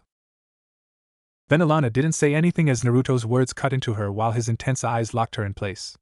She could feel some guilt build up in the pit of her stomach. She knew Naruto had taken it hard, but she had never expected it was this bad. It took me 200 years to finally let her go, but I will never forgive either of them for the pain they have caused me. There may a day where the bridge between our 2 families can be put back together, but do not expect Sirzechs and I to ever be friends again. That bridge is gone forever. Venelana could feel her eye watering ever so slightly. She wanted to speak, but before she could, she instead noticed the large doors at the front of the ballroom burst open. Riaspucho's virginity is mine. All the devils in the room were shocked as they stared at the scene before them. Naruto saw it was the wielder of the boosted gear. He was dressed in a school uniform, and stood at the front of the room loudly confronting Riser Phenex, who stood in a fancy white suit with an open white shirt, next to Rias Gremory, who herself was wearing a wedding dress. Yakitori team, the boy shouted, pointing his finger aggressively at Riser. I've come to take Rias home. She's not marrying a scumbag like you. At those words the surrounding crowd began to whisper to each other, as they watched the going scene happening, many looking confused and upset about his interfering in such an important event. Many were even making snide comments about reincarnated devils and how they should not be invited to event for proper devils. People, be at peace, this is only an event that I arranged. Sirzechs said calmly as he emerged from the crowd clad in his armor and cloak, a gentle smile on his face as he spoke. Brother, Ria said as she looked towards her older brother, a flicker of hope in her blue-green eyes as she did so. Lord Lucifer? Surely you can't possibly have done something so irresponsible. One of the devil elders spoke up, the middle-aged-looking devil clad in something that would not be out of place in the 16th century. Oh, I could, and I did. The reason being simple, I wanted to see the power of the wielder of boosted gear Longinus against the Phenex, so I arranged it myself, as entertainment for the engagement part. He revealed, smiling enigmatically to the surrounding devil nobles. The raiding game was of course entertaining and all, but my sister was at a great disadvantage since she had no experience, compared to your numerous multiple victories in your raiding games, Riser, but despite this and despite your considerably larger forces she nearly beat you. So you're saying that it was unfair? After all, it is the final result that counts, my lord, Riser said to Sirzechs as he took a step forward, a glare on his handsome face. Not at all, Riser. After all, as a Mao I can't be biased to any one family, and certainly not my family. But this is a very important matter for Devil Society after all. And I hardly think your family is proud, especially after how hard a first-timer like Rias-chan pushed your peerage. Besides, you didn't even fight yourself, so I think you should be given another chance. What are you suggesting, Lord Lucifer? Another voice shouted from the crowd. Why, it is quite simple. I wish for my cute little sister's engagement party to be flashy, and you never actually got to fight in the raiding game with Rias-chan. Dragon versus Phenex, surely the rest of the party would agree with me on the matter. I believe it would be quite the sight to see a match between 2 powers such as yours. Truly a once-in-a-lifetime opportunity, if you asked me. Sirzechs said charismatically, a wider smile on his face, before he turned back to Riser. What do you say, Riser-kun? Will you show off your powers for us all? Riser, as he heard that, gained a confident smile as he heard Sirzechs' flattery, oblivious to his true agenda, his arrogance blinding him to the truth. How could I decline a request from a Satan, from Sirzechs Lucifer himself, for that matter? Very well, Riser will show his powers to everyone before he is to wed and bed his dear Rias. As Riser finished his monologue, many of the watching devil nobles cheered for the entertainment to come. Some though didn't look so happy with his decision, his parents Lord and Lady Phenex for one and his peerage for another. His sister Revel and his rook Shualan looking the unhappiest of the lot, as Riser in his arrogance threatened to undo all of the hard work they did on his behalf. So tell me, dragon, if you are the victor, what would you like to have as your reward? Sirzechs asked as he turned to the boy who still stood defiantly before Riser. You can't be serious, Lord Lucifer. A reward for lower-class devil scum like him. Riser sneered out as he glared at the boy, remembering him from his initial meeting in Kuo. I have spoken. Lower class or not, he will get his prize. I am the one who is requesting this of him, so I must give him compensation for his trouble. Sirzechs declared as he looked around the room magnanimously as if looking for anyone who would disagree with him, which no one did. What would you like to receive? Ask, and if within reason you will be granted it. Fine, there is only one thing I want, Rias Gremory. Issei shouted out, making the crowd mutter between themselves, with Rias and her peerage throwing Issei grateful looks. Well then, Sirzechs said, looking between Issei and Riser as he did so. Shall let us begin? All the guests teleported to the raiding game arena to watch what is supposed to be an epic battle between a phoenix and a dragon. The challenge for the hand of Rias Gremory fought between Riser Phenex and the Issei Hyade shall now begin, came the calm and collected voice of Graphia as she was the announcer for the game. The two combatants were stood in a large stone arena, almost Colosseum-like in its design. The arena was surrounded by a ring of steps, and by several massive stone chess pieces that seemed to border the whole arena. The sky was a cloudy red, with twinkling stars being visible in the sky as Issei and Riser faced off against each other. I am ready if you are, Riser, Issei declared confidently as he raised his fist, preparing to call on his sacred gear. I will take you down a few pegs, come boy, fight me, Riser shouted as two wings made of fire erupted from his back in a show of power. Alright, before he could call out his boosted gear, a powerful stream of fire hit him from behind. What people forget is that, while Phenex House members don't need to use magic circles to use their flames, they can still do so. So while Issei wasted time talking, a magic circle appeared behind him and blasted him with fire, propelling him forward. He flew face first into Riser's fist. With a heavy punch, Riser sent Issei flying back, only to be hit by a pillar of flames from an above magic circle, causing a crater to form. Riser stood at the edge of the crater and kept pelting the downed Issei with flames, a smirk plastered on his face. Issei Hyade has been retired from the game. Riser Phenex is the winner, came Graphia's voice, holding a hint of surprise at the very one-sided beatdown. Naruto started chuckling at the quick match. His amusement seemed to be contagious as some others joined in laughter. Others were muttering as everyone started talking about the quick result. As this was happening, Riser once again appeared in the grand hall in a pillar of fire. Well, that was quick, wasn't it? So shall we get on with the marriage then? No!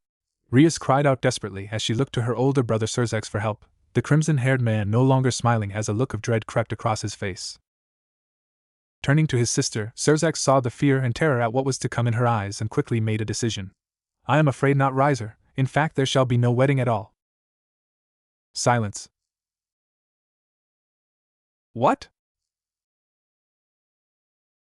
What are you talking about, Lord Lucifer? No wedding? You have no right! What mockery is this? Raising his hand for silence, Sirzechs once again looked at his now crying sister. I am using my power as Mao to nullify the contract. That is forbidden. You are showing favoritism for your former house. The law of the new Satan faction strictly forbids this. One of the elder council in attendance shouted out, many other devils in the crowd nodding in agreement. You are of course right, which is why it will be my last act as Mao Lucifer as I abdicate my throne, Sirzechs said solemnly, his statement causing the crowd to quiet. Furthermore, I make a request of the remaining Mao here to nominate Graphia Lucifuge as my successor. She is an ultimate class, pure-blood devil with the full support of the House of Gremory behind her. At his request, many of the devils in attendance started shouting out in denial, a few of the younger ones chanting her name. Rias and her peerage, as well as Riser and his, however, stood in stunned silence as historic and life-changing events rapidly took place in front of them, unsure what they should do. Though Rias could only look at her brother with awe for his sacrifice for her, and shock at what he had just done, what he had just given up. The Mao do have the right to nominate a new Mao. One of the elders in the crowd agreed as all eyes turned to the calmly standing figures of Ajuka Beelzebub and Seraphal Leviathan. And you are right in that, so now we shall choose a preliminary nominee, until such a time as the 3 remaining Mao can meet and agree on a new Mao Lucifer. Serafal called out in a very serious voice, getting the attention of everyone in the room as she did so. She turned to look directly at Naruto, receiving a curious look in return. She smirked then announced, "Therefore by my right as Mao Leviathan, I, Serafal Leviathan, do nominate Naruto Phenex, the demonic dragon, to be the new Mao Lucifer. He is easily one of if not the most powerful devil in existence. And he has the full support of House Leviathan and House Citri." As soon as Serafal finished her nomination, Ajuka also loudly spoke up. "And I, Ajuka Beelzebub, by my right as Mao Beelzebub, do nominate Naruto Phenex, the supernova, to be the new Mao Lucifer. He has the full backing of the House of Beelzebub." With that said, the room exploded into noise as a majority cheered and others remained silent. Sirzechs threw Ajuka and Serafal a look of betrayal, and many of the members of the Elder Council present gained scowls. They knew they had absolutely no control over Naruto, and that many things will change with him in charge. "Naruto Lucifer doesn't sound too bad," Naruto stated idly as he took another sip of his drink. It was 3 days after the party. That was how long it took for Naruto to be officially named Lucifer. The only reason it took so long was because Falbium was too lazy to do it immediately. That was until he had a conversation with Naruto. Flashback.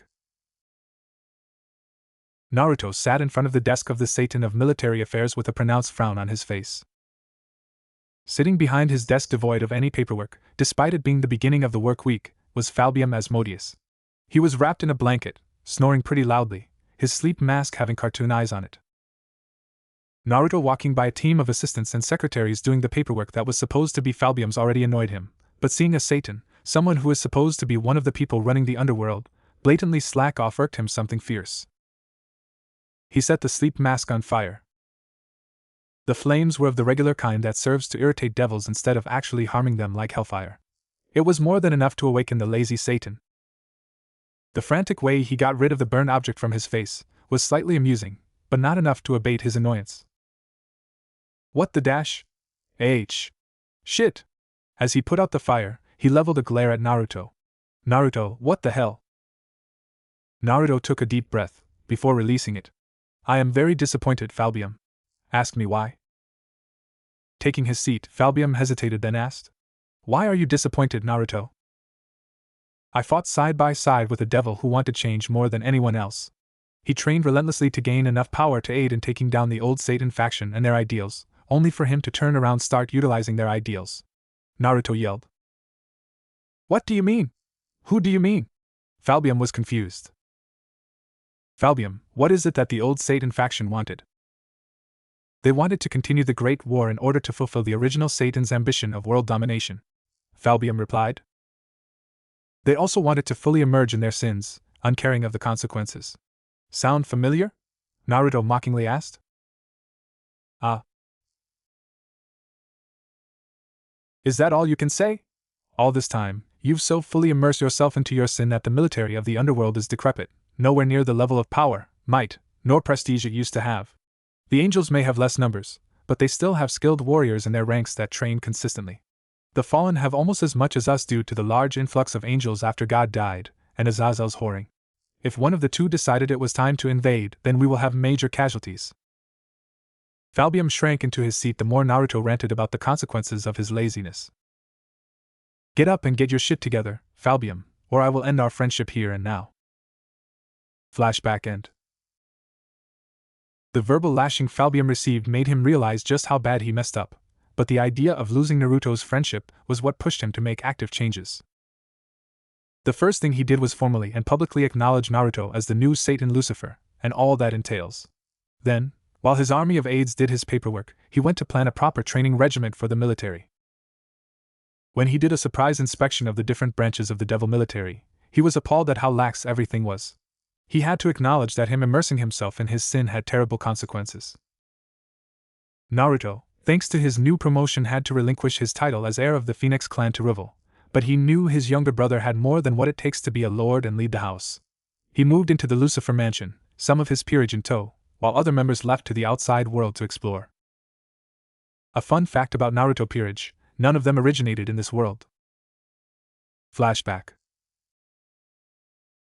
Naruto was recently helped through his suicidal thoughts, and was walking through the yokai faction. His namesake was Japanese, so Naruto felt he should embrace the culture of the man. He heard about Ajuka's invention of the evil peace system, and he wondered if he should get himself a peerage. Before he could delve further into that thought, he ran into the infinite dragon god.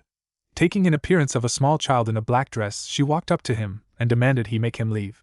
Naruto was rightfully confused, but feeling the deep and endless power within her, he smartly followed. He found himself standing on a floating rock in the dimensional gap looking directly at a massive eye. So this is who you brought to challenge me, little snake? He doesn't seem that strong. Naruto was standing absolutely still, but his mind was running a mile a minute. As the two beyond godlike entities devolved into childish bickering, he was finally able to speak. True dragon, and dragon of dragons, may I make a request for if I manage to impress you? He was scared shitless, but he was still a devil. Oh? What is it you want, little bat? Power? Knowledge? I'd like to be able to freely travel to different dimensions and back. Naruto didn't know what possessed him to ask for that, but it was too late to back out. We have an accord, devil. Now show me your might. Great Red roared. Naruto spread his wings and flew back far enough to actually see Great Red's full head. Then, he dug deep for his sin. While he was a devil of lust, after the betrayal he faced, a secondary sin evolved in him. Wrath. He dragged out every ounce of anger he had when he fought his once best friend and brother. The unholy fury he had when he discovered his fiancée in bed with another man. The dimensional gap was usually a cold place, similar to space, but the heat radiating off of Naruto was warming up the endless place. Naruto had his hand raised, and a colossal ball of white flame manifested again. This time, without anyone's impediment, he launched it directly at his target. Great Red reared back at the blow and roared. The resulting explosion from the attack echoed throughout the entire area. Naruto wasn't deluded into thinking he could do any lasting damage to Great Red, but that wasn't the plan anyways. He just needed to impress him, but by the booming laugh he heard wasn't really helping put him at ease. Amazing! When was the last time I felt pain? How incredible! You have my blessing, devil. Travel through here at your little heart's content. Great Red boomed as a red dragon manifested on Naruto's chest under his clothes. As a symbol of this moment, I will not heal this mark on my face. You've managed to damage my invulnerable scales. Be proud of that fact. Ophis had a small frown on her face. She didn't know what she was feeling, but she didn't like it. I saw him first. Naruto felt a snake coil around his torso and rest its head on his back. He felt so much power. To be blessed by two beings of literal infinite power was a boon he never thought he'd receive. Thank you both for this power you've bestowed upon me. What is your name, little bat? Naruto Phenex. I will remember this moment, Naruto Phenex. Go with my blessing. He then flew off roaring and doing sick flips. Flashback end. After that, he jumped from dimension to dimension, making friends and learning different things. He learned that time doesn't pass when you leave your home dimension for another. He was much older than his own parents at this point. Despite his age, it still took several centuries for him to finally move on from the love he had for Graphia, but he would never again trust nor befriend Sirzechs. When Ajuka gave Naruto his evil pieces, he set off immediately to find and recruit his peerage. He had marked the patterns for the mutated pieces, and he replicated them on all his pieces, turning them into a full set of mutated pieces. Now, he sat in his new office, compiling all the evidence he needed to arrest a certain degenerate. He already spoke to Ajuka about the boy's crimes, and Ajuka knew there was nothing he could do. The magnitude of the boy's crimes could potentially start another great war. Master, the council will be in session soon. His pawn, Virgo, spoke. Virgo was a celestial spirit before becoming a devil. Celestial spirits grow stronger the stronger their summoner is, and the more magic power they are given. She was initially strong with the amount of magic Naruto gave to her when summoned, but now as a devil, she passively grows stronger by merely existing, regardless of training or exertion, over the course of centuries. She is a maid with shackles around her wrists, short, pink hair, and blue eyes. She wears a typical maid outfit, consisting of a black undercoat and a white, frill-trim apron and white knee-length socks with black Mary Jane shoes. Thank you, Virgo. May I be punished now, Master? Virgo asked with flushed cheeks. She also happens to be a masochist to the highest degree. Did you plan enough time for me to properly punish you? Naruto asked calmly. Virgo nodded, the red on her cheeks deepening. Yes, master. Appearing behind her quicker than she could react, he slammed her onto the wall. She moaned loudly at this action. You fucking pig. Begging to be punished when you know I have a meeting to attend. She just grew more wet at his degrading words and the pressure he put on her head. Lift your skirt, pig. Don't forget to count this time. She arched her back, and slowly lifted her short skirt the way he liked it. You utter whore. You aren't even wearing panties. He slapped one cheek, watching it jiggle enticingly as she moaned out. 1. And like that, Virgo's punishment began. The chambers were filled with disgruntled old men speaking with each other. This meeting is the first official meeting with the new Lucifer. All those in the room were previous lords who relinquished their titles as lord to become a council member. All the lords there have been through 2 wars, so they all have an inflated ego, even though most didn't truly participate in them. As the doors opened, a young reincarnated devil entered and announced the arrival of the 4 Satans. At once all the elders stood showing proper respect to the leaders of the underworld. All 4 walked in with all the poise that is expected of them. There was a slight shock at seeing Falbium walk through the door looking attentive and serious. They all took their seats, then the council followed suit. Naruto sat regally in his seat behind the table and began speaking. I would like to start this meeting by declaring there will be major changes soon. From my reading, laws were passed without the input of the Satans, and even more were repealed. None of you had the authority to do so. That will be discussed during the second portion of the meeting, but Lord Lucifer. An oppressive aura filled the chambers. It wasn't heat nor demonic energy, but it weighed down on all the occupants of the room bar the other Satans. Proper etiquette and respect might have changed since I've last been in the underworld, but I believe interrupting anyone, let alone a Satan, would be considered an insult. Has that changed, Lord Shax? Naruto spoke, his voice soaked in power. And no, Lord Lucifer. My deepest apologies for my insult. The pressure disappeared as quick as it appeared. What is it you had to say? It must have been truly important if it made you churlish enough to interrupt me. The old devil cleared his throat. We as the Elder Council are the ones who are assigned to create laws and update old ones.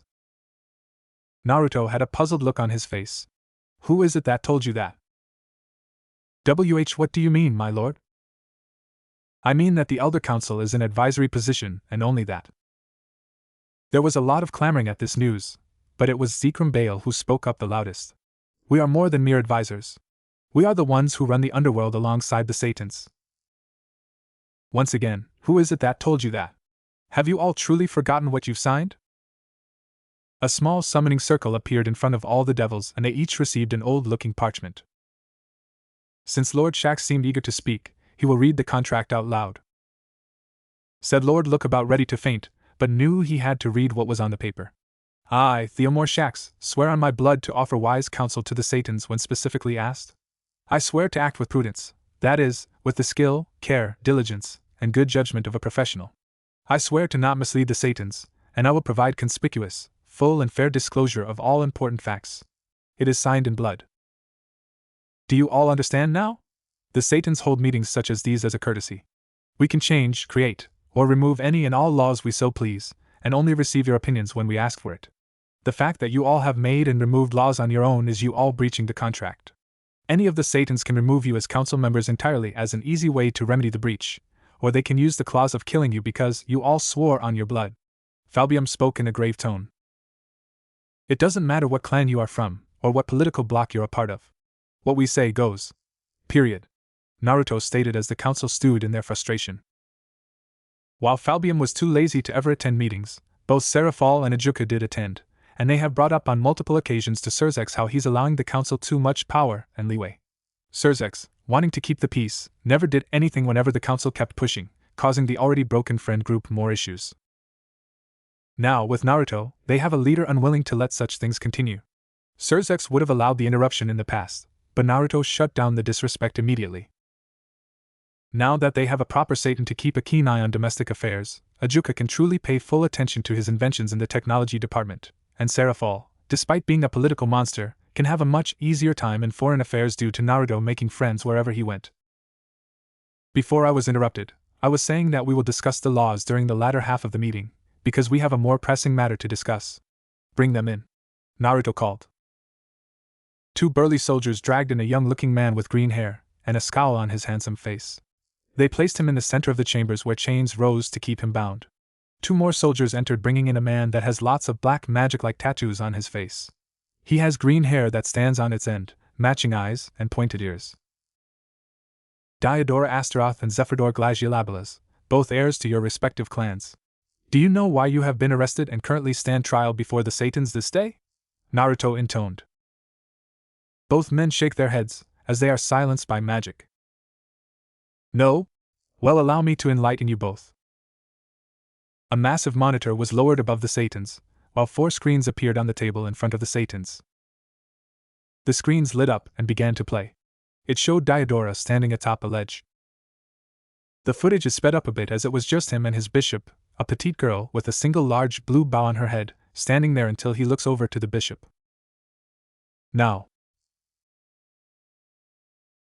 A magic arrow appears in front of the girl, and she shoots it downwards. The camera moves slightly to see that the arrow had shot through the shoulder of a man down below, as he is fighting off dozens of large hell beasts. In his brief lapse of concentration, a large mutt lunges for him and wraps its teeth around his throat. This footage is proof of Diodora killing the Glagiolabilas heir. A second figure walks up as the man is being torn to shreds. It was Zephyrdor, painting the image that he came together with Diodora to murder the previous heir and take his place. For Zephyrdor, I believe that a century in a level 5 prison cell and his status as heir removed is a fitting punishment. Are we agreed? Yes, Lord Lucifer. The 3 other Satans intoned. The guards were quick to take away Zephyrdor, while Diodora was looking a lot less confident. Now for Diodora. Your crimes go even further than simply murdering a fellow heir. The monitors began playing again. Whoa! Careful there, Diodora states as he catches a tripping nun. Oh. Thank you? The girl smiles. I'm always so clumsy. I guess I'm glad I was here then. Diodora continues. So, I'm new around here, do you think you could show me around? Well, you did save me, so I don't see why not. The footage cuts to Diodora looking much more cruel as he tortures the same nun. And no. Diodora, please stop. This isn't you. Silence, bitch. He slaps her. Did I say you could speak? He then cuts a finger off as she hollers.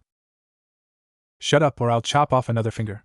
You church bimbos are so fun to break. You fall head over heels for a guy with a kind smile, then the next thing you know you are kicked out.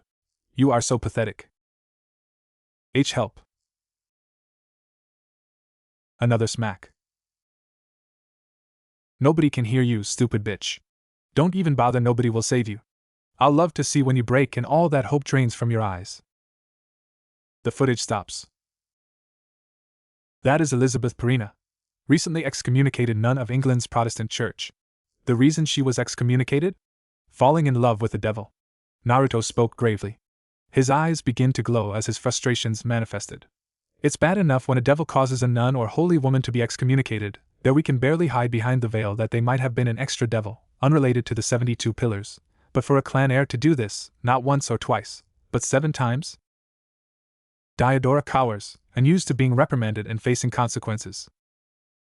Even Seraphal looked frustrated at what she was seeing and made her opinion known. You stupid boy. Do you have any idea what sating your depravity could have done in the long run? Another fucking great war. Your stupidity would have been the cause of the extinction of the biblical faction. With the company he keeps, it's no wonder why he is how he is. Naruto blithely stated as the screens showed a picture of Diodora speaking amiably with Shalba Beelzebub. I believe there is only one outcome for such a degenerate. Death. The other Satans intoned. Death. Naruto concurred. As the guards dragged away a struggling Diodora, still silenced by magic, Naruto once again addressed the council. Now that that is concluded, we can begin to discuss the unlawful creation of laws. Entering Lucifer Castle, Naruto was exhausted, yet pleased with the meeting. Everything went according to plan, and none of the old men can do a thing about it. Chuckling to himself, he nodded at the maids and butlers who greeted him with a bow. He was making his way to his office to double-check his paperwork was properly filed, then he was going to bed. Unfortunately, his good mood evaporated instantly. Why is she here? He entered the office to find a beautiful woman appearing to be in her early 20s, with silver hair and matching eyes. Her hair, which flows all the way down to her back, features a long braid on each side with small blue bows at the ends, while the rest is let down, ending in twin braids. Two former lovers stood as they stared at each other. It was the first time in 200 years since they were alone in the same room. "Why are you here, Graphia?" "I'm sorry," she rasped, sorrow and guilt palpable in her tone. "It was you. You are the man I love, the man I've always loved, but I deluded myself into thinking otherwise. I. Like a dam, the emotions of guilt began to spill out as tears flowed out of her eyes. "I love you." Naruto sighed. He just moved on. There's no way he could trust her again after everything. "I'm sorry, Graphia, but I don't." "Please! I'm sorry! I'll do anything, just don't leave me!" Graphia pleaded as clung to him. She lost him once, and she knew if he finished his sentence, she'd lose him again, but permanently. "We'll be together once again. I want to marry you. I made a mistake and I'm willing to change for you. Please don't." A sharp crack rang through the office. Naruto slapped her out of her rambling. "I finally managed to drag myself from the pit you left me in, and now you decide to come and ruin me again? Do you truly hate me that much, or are you just selfish? Not to mention, you're married, and have a kid. I thought you were a devil of pride, not greed." He walked past her to his desk, removing his jacket and tie on the way. This situation was stressing him out. Graphia stood there a moment, lost on what to do, before she decided. She first undid the braids in her hair. Each one undone and the ribbons dropped to the floor.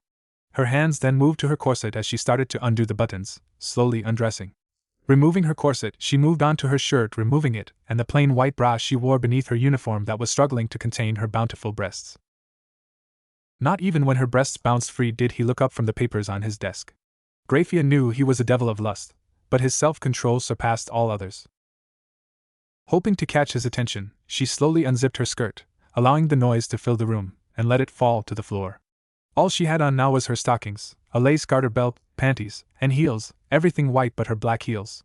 She turned and pulled the panties up a bit higher to bring attention to her plump ass. A small summoning circle appeared above her hand, and a collar with the nickname he used to call her on it landed on her hand. She catwalked towards him and around his desk, then landed on her knees next to him. He finally deigned to give her attention, but even then, his eyes didn't stray. "You are right and wrong. I haven't been married to Sier Gremory in over a century. He married a cousin of his from the branch family of the Gremory clan, and Millicast is their son. But you are right that I am a devil of pride, but with this collar, this will symbolize me throwing away my pride just to be yours. To be near you. To be touched by you. To be owned by you." She held out the collar towards him, her head tilted down, and eyes looking up into his own. "The Lucifuge clan has been in service of the Lucifer clan for millennia. Now I am your servant, in any way you want, my lord." Despite his self-control, she could see the burning desire in his eyes. A literal flame danced in his blue irises, the physical manifestation of the smoldering passion that threatened to overwhelm her. But she could also see the hesitation. The fear of being hurt once again. She almost lost hope, almost gave up entirely, when he reached out and tentatively picked the collar up. Her heart rate sped up as she instinctively sat with her back straight, head up, her ass resting on her heels, legs spread apart, and her arms raised to hold her hair behind her head. He could easily use magic to place the collar on. A snap of his fingers and it would be placed around her neck. She would have been fine with that, and she actually expected him to do that. But he took his time unbuckling the collar, not taking his eyes off of hers. He moved forward and placed the collar around her neck, his eyes still not leaving hers as he buckled the collar. When he moved back, a feeling of pure joy bubbled inside her. She couldn't help the brilliant smile and shed tears as she placed her hands on her legs, palms upwards. "I am stressed, Fia. Relieve me," was all he said as he picked up a journal and began writing. "Yes, master," was her prompt response, before she briefly paused, then continued. She referred to him as master without conscious thought. It was just a fact now. But she knew he liked Japanese culture, so she should make sure to ask what his preference was. "Do you prefer master or Naruto-sama?" "Either is fine. 5 of my peerage members already referred to me with the sama honorific," he said. "Thank you, master," she said as she fished his cock out. She took a big whiff of his scent, not know how much she missed every detail of the phallus until it was back in her face. Before she could kiss it, she felt his hand grip her hair. "I will say this once, and only once, never betray me again. Do you understand?" Graphia looked into the eyes of her new master. "Yes, master. I swear! Never again! Good. With that, he guided her lips from the base of his shaft to the tip. She made sure to kiss it all the way to the top.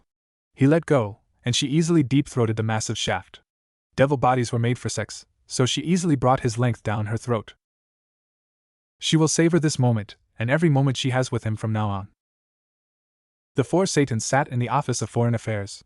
Despite the way they lounged around the office, they were assembled together to discuss things. Alright guys. When I was traveling, this world wasn't the only place I toured. Naruto started. What do you mean? Seraphol asked, her magical girl persona nowhere in sight as she sits by her desk in a business suit. Falbium was weaning off his immersion of his sin, so while he wore combat trousers and boots, he had a plain blue hoodie on. Ajuka had a dark green suit and tie, but the jacket is replaced with a lab coat. Naruto wore a black suit with a gold tie. Just under a century ago, I was accosted by Ophis. She took on the form of a small child for some reason, but I didn't question it. Anyways, she appears in front of me and drags me to the dimensional gap where I look at an eyeball the size of this building. She wanted me to get rid of Great Red. While I was busy trying to not shit myself, the two started bickering like kids. Then I had the brilliant idea of asking for the ability to travel to and from dimensions at will if I were to impress him enough. He agreed, and I did so. So I spent a lot of time going through different dimensions, and collecting a lot of different things and learning even more. Would you like to know the best thing I got from my travels? Naruto asked after a long-winded explanation. All three Satans leaned forward, as Naruto pulled out a single vial filled with a slightly glowing pink substance. And what is that? Ajuka asked, inspecting the vial that was handed to him. With his widest grin, Naruto responded. A fertility potion. Seraphol gasped. Falbium reared back in shock. Ajuka stayed stoic, besides the tiniest widening of his eyes. You want to know the best part? Naruto asked as smug as possible. I have all the plants and seeds needed to fill acres of ingredients. Has it been tested? Ajuka asked.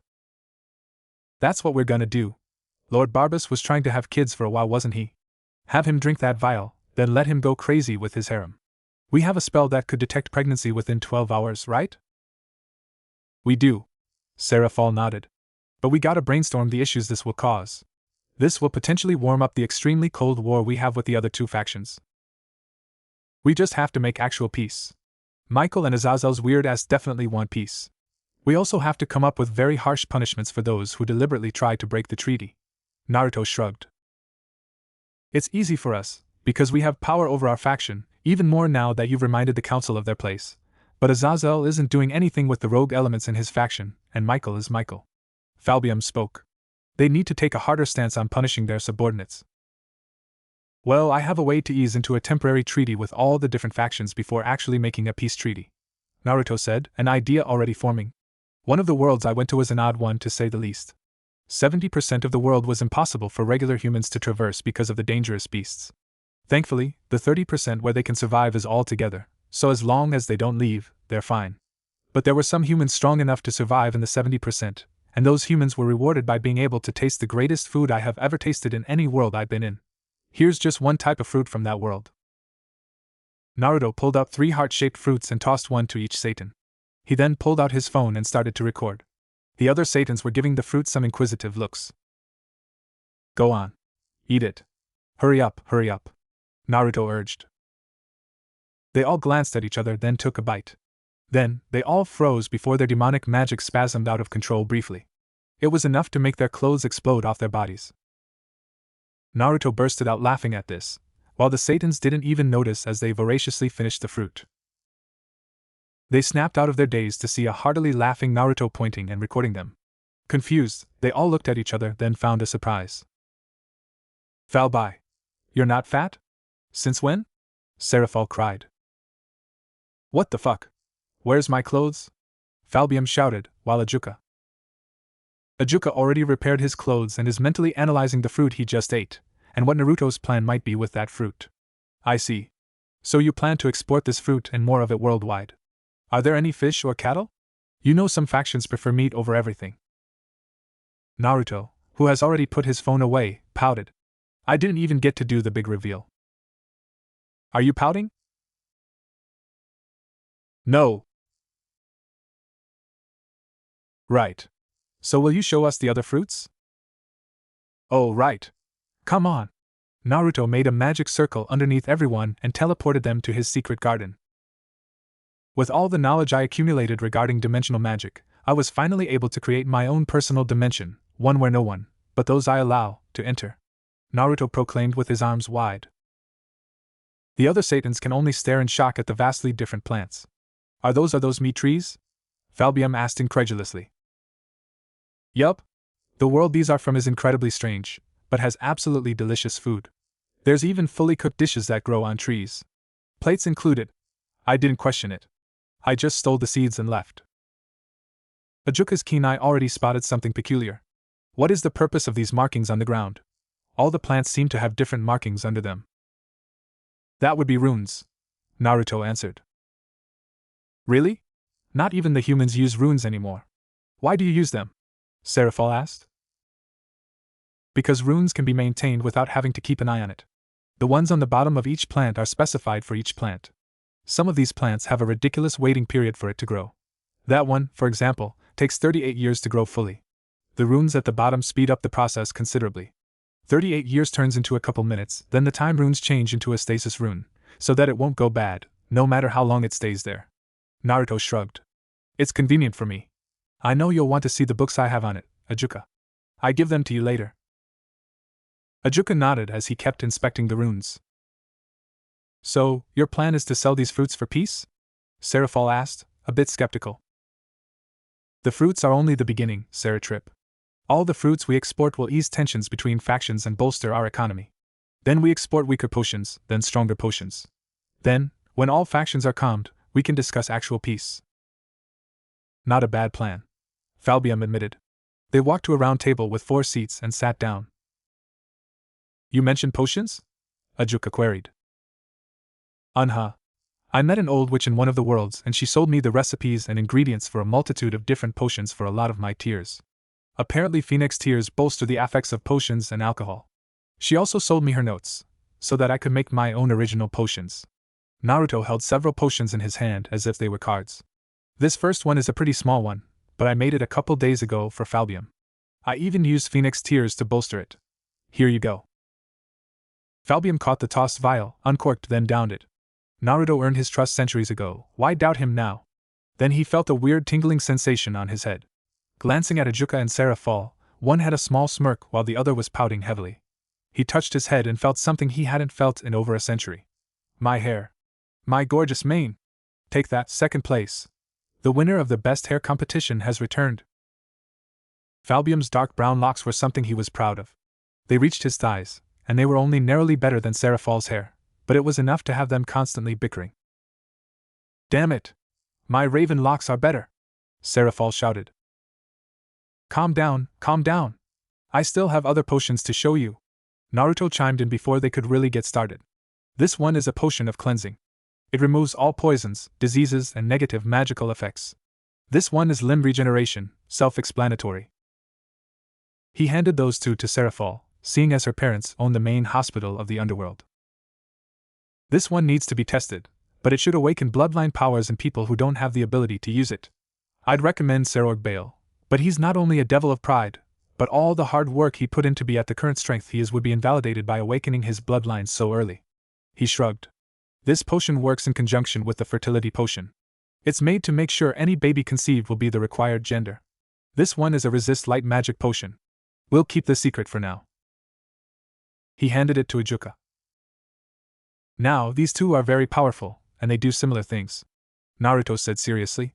This one makes the body of the person who drinks it about 35% stronger, and this one does the same for the mind.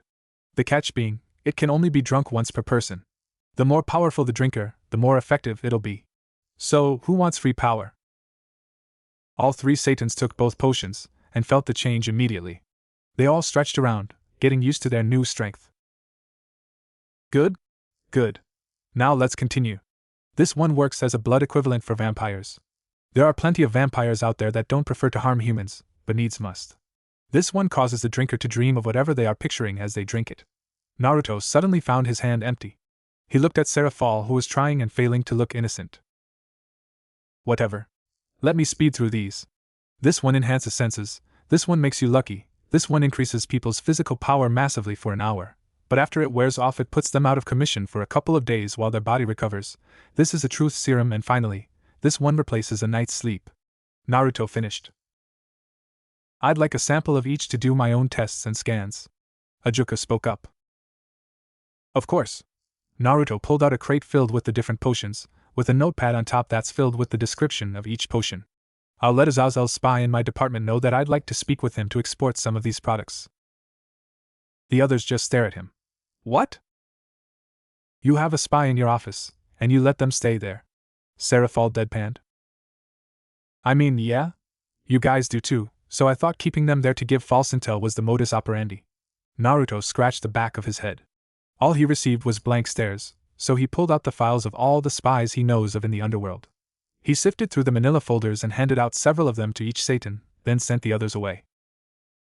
Damn it. He was my best aide. Ajuka sighed. And half of my assistants are spies. Makes sense, I guess. Falbium grumbled. Seraphol ran an upset hand through her hair. Like I said, I'll let Azazel's spy in my department know I'd like to speak to him regarding exports and peace. You guys can do what you'd like with your spies, but I'm keeping mine. He's a competent employee, and it's not like he has access to the truly important secrets. Ajuka sighed again. Thank you then. I'll make my leave first. Thanks to the increase in mental strength, I've figured out answers to a lot of my projects. May I return here to try the food? I find I enjoyed that heart-shaped one quite a bit. I have no problem with that. I already keyed you guys to the place. Naruto shrugged. Thanks again. With that, Ajuka teleported out.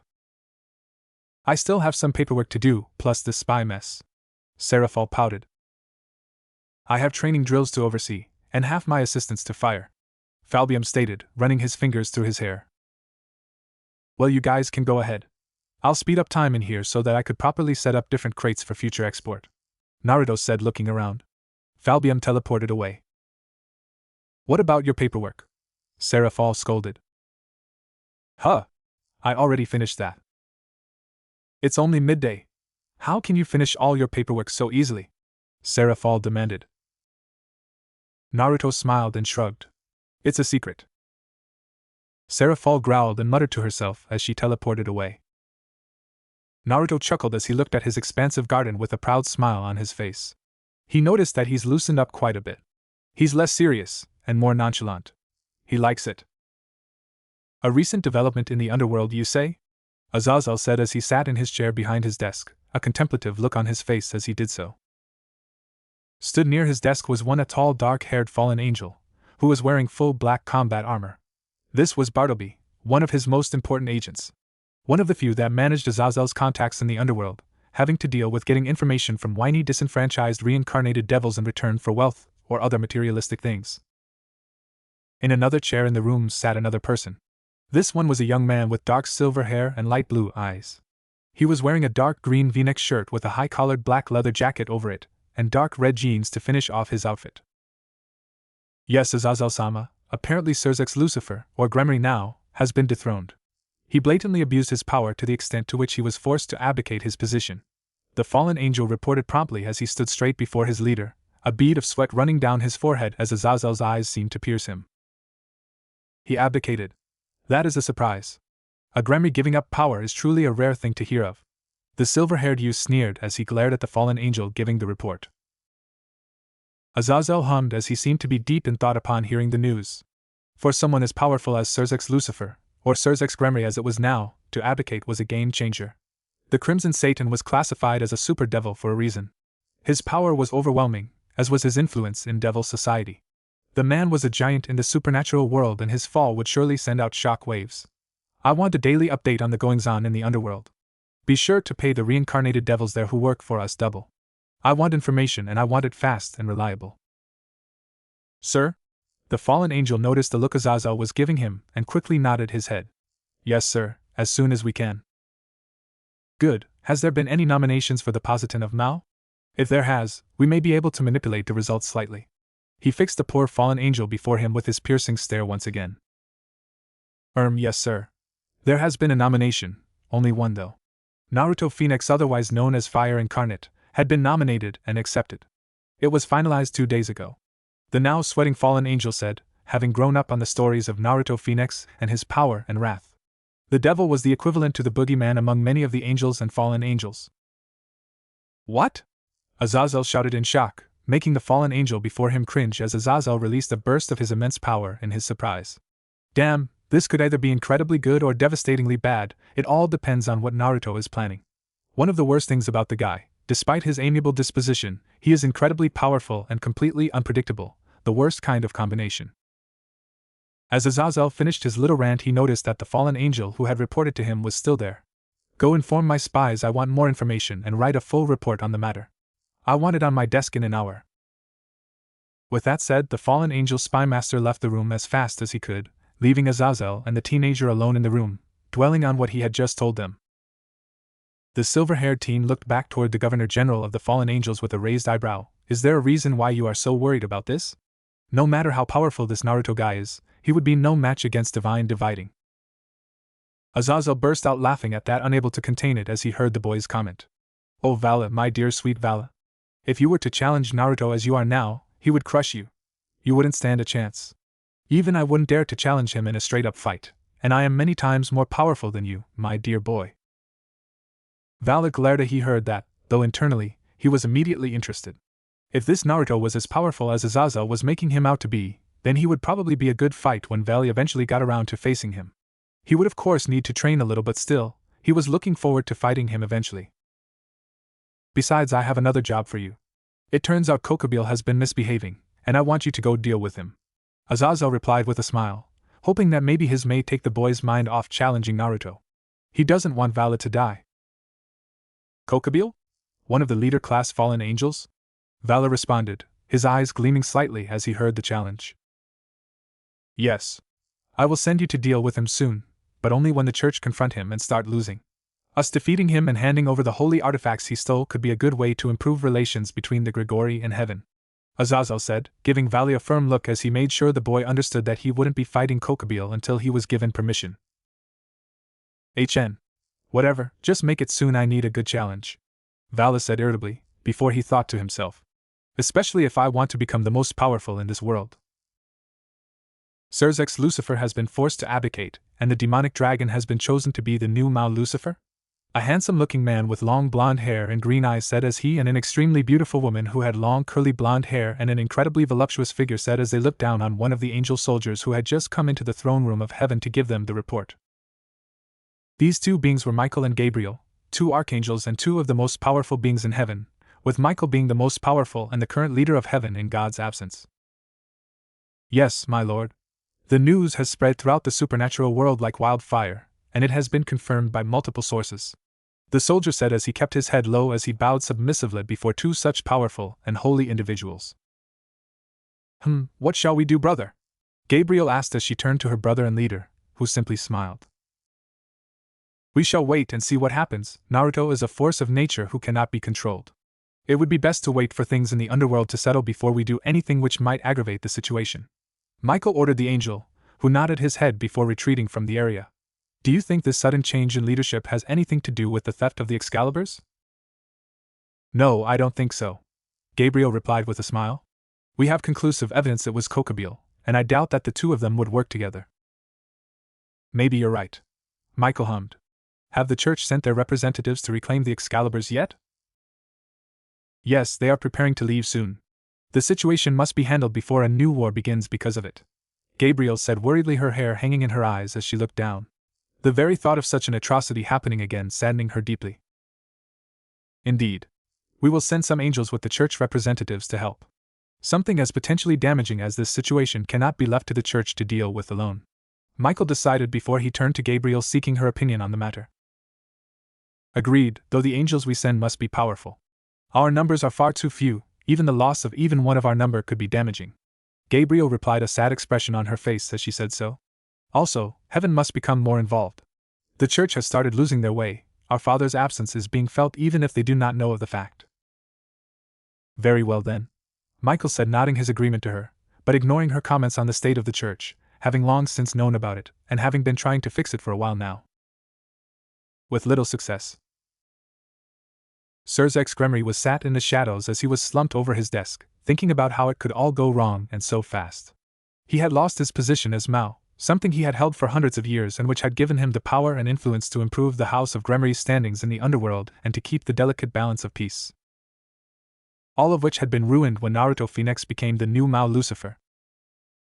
Sirzechs had already been busy in the aftermath of his abdication, being named the new heir of the House of Gremory, and using his new position to gain support amongst some of the pure-blood families.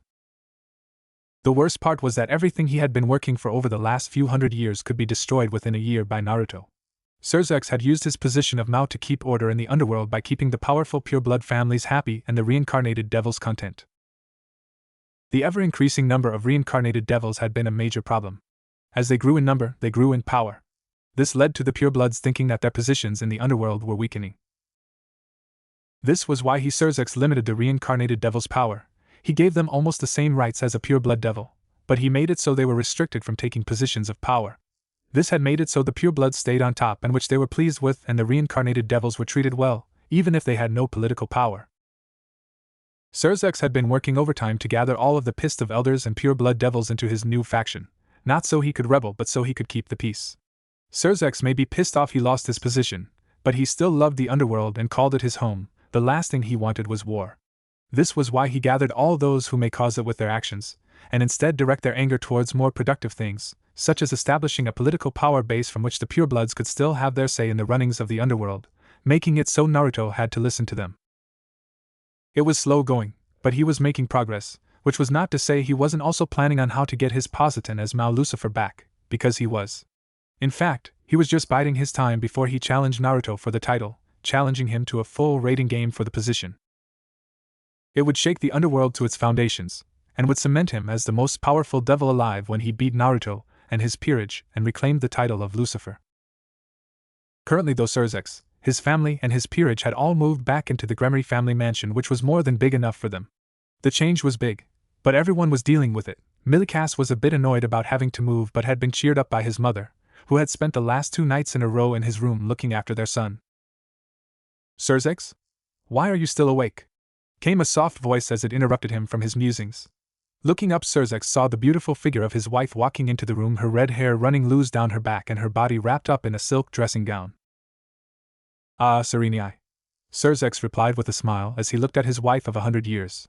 He thought he loved Grafia at one point, and he ruined his friendship because of that. But now that he's made a family with Serenei, he understood that what he felt was lust. I am just trying to sort out the mess the underworld will end up being. Why are you up? I have just been putting Milikas to bed, and wanted to tell you I will be staying in his room once again, Serenei said. Still a bit upset, is he? Sirzechs replied stiffly, a bit unsure what else to say as he didn't know his son very well. His position of Mao Lucifer and the king of his peerage kept him very busy, so busy that he hadn't been able to spend a lot of time around his son. Yes. Change is difficult for children, and it will probably take him a few weeks to fully get used to it. You're probably right. Besides, I will be busy for the next few weeks making sure the underworld doesn't fall into chaos, so it might be best if you move into a second bedroom. I will be working weird hours and I don't want to wake you. Sirzechs replied awkwardly. Anything I can help with? She asked. No. Sirzechs shook his head. I need you to do something else. I need you to help Rias ease into her new position as just another pure-blood devil. I know she's still very upset with me for keeping my past a secret, but it was necessary. Maybe you two can start a friendship. I will do so. I will probably take Millie with me. It will make my job easier and will allow him to meet his aunt. Maybe it'll cheer him up a bit. Serenei agreed. It would also do some good to get out of the house. The atmosphere had been very tense and uncomfortable ever since the engagement party. For Sirzechs to so readily abdicate his position for something so trivial is ridiculous. Good idea, Rias-chan and Milikas-kun could benefit from spending time together. Sirzechs replied. I will pack up and leave tomorrow then. Serenei concluded as she started to leave the room. All right, was Sirzechs' quick reply before he turned his attention back to the paperwork that sat on his desk. He knew both his parents and his wife were incredibly annoyed with his decision. He and Serenei had an argument about it the very night after the party. Flashback. What do you suggest I should have done then, Seer? Force my sister to marry some hedonistic man-child? Sirzechs demanded. You aren't forcing her to do anything, it's out of your hands. At least, it was until you abused your power. Sirzechs retorted calmly, her eyes cold and judging. She hates the idea, putting herself and her peerage in the hands of someone who whores out his own peerage. I don't want my little sister being passed around, and it would kill her to see her peerage treated like that, Sirzechs argued. His wife's calm expression began to turn into a light scowl. An over-exaggeration, and you know it. You had me looking to Riser months ago. The members of his peerage that are used as bargaining chips and entertainment are entirely willing. There are several members who are uncomfortable with such things, or even public displays of affection, and Riser never pushes them or forces them into performing such acts. Simply put, most of his peerage are as hedonistic as he is, and sex is a simply game for them. There is no reason to think that Riser would treat Rias or her peerage any differently, Sirzechs remarked, shooting down his argument. Rias has done a lot to damage Riser's reputation. He dislikes her, and you think he'll treat her kindly? Perhaps in public, but you can't think he won't force himself on her and her peerage in private. Sirzechs scoffed. Firstly, they'd be married and the husband has the right to bed his wife whenever, and wherever he desires. It's his right. It'd be his right to command her peerage as well, regardless of the orders. Such are the laws of our world. That said, Riser fears you, and while he'd likely sleep with Rias, if only to try and fulfill his duties and try and impregnate her, he wouldn't be violent towards her lest the Siskon Satan comes bearing down on him. Sirzechs mockingly.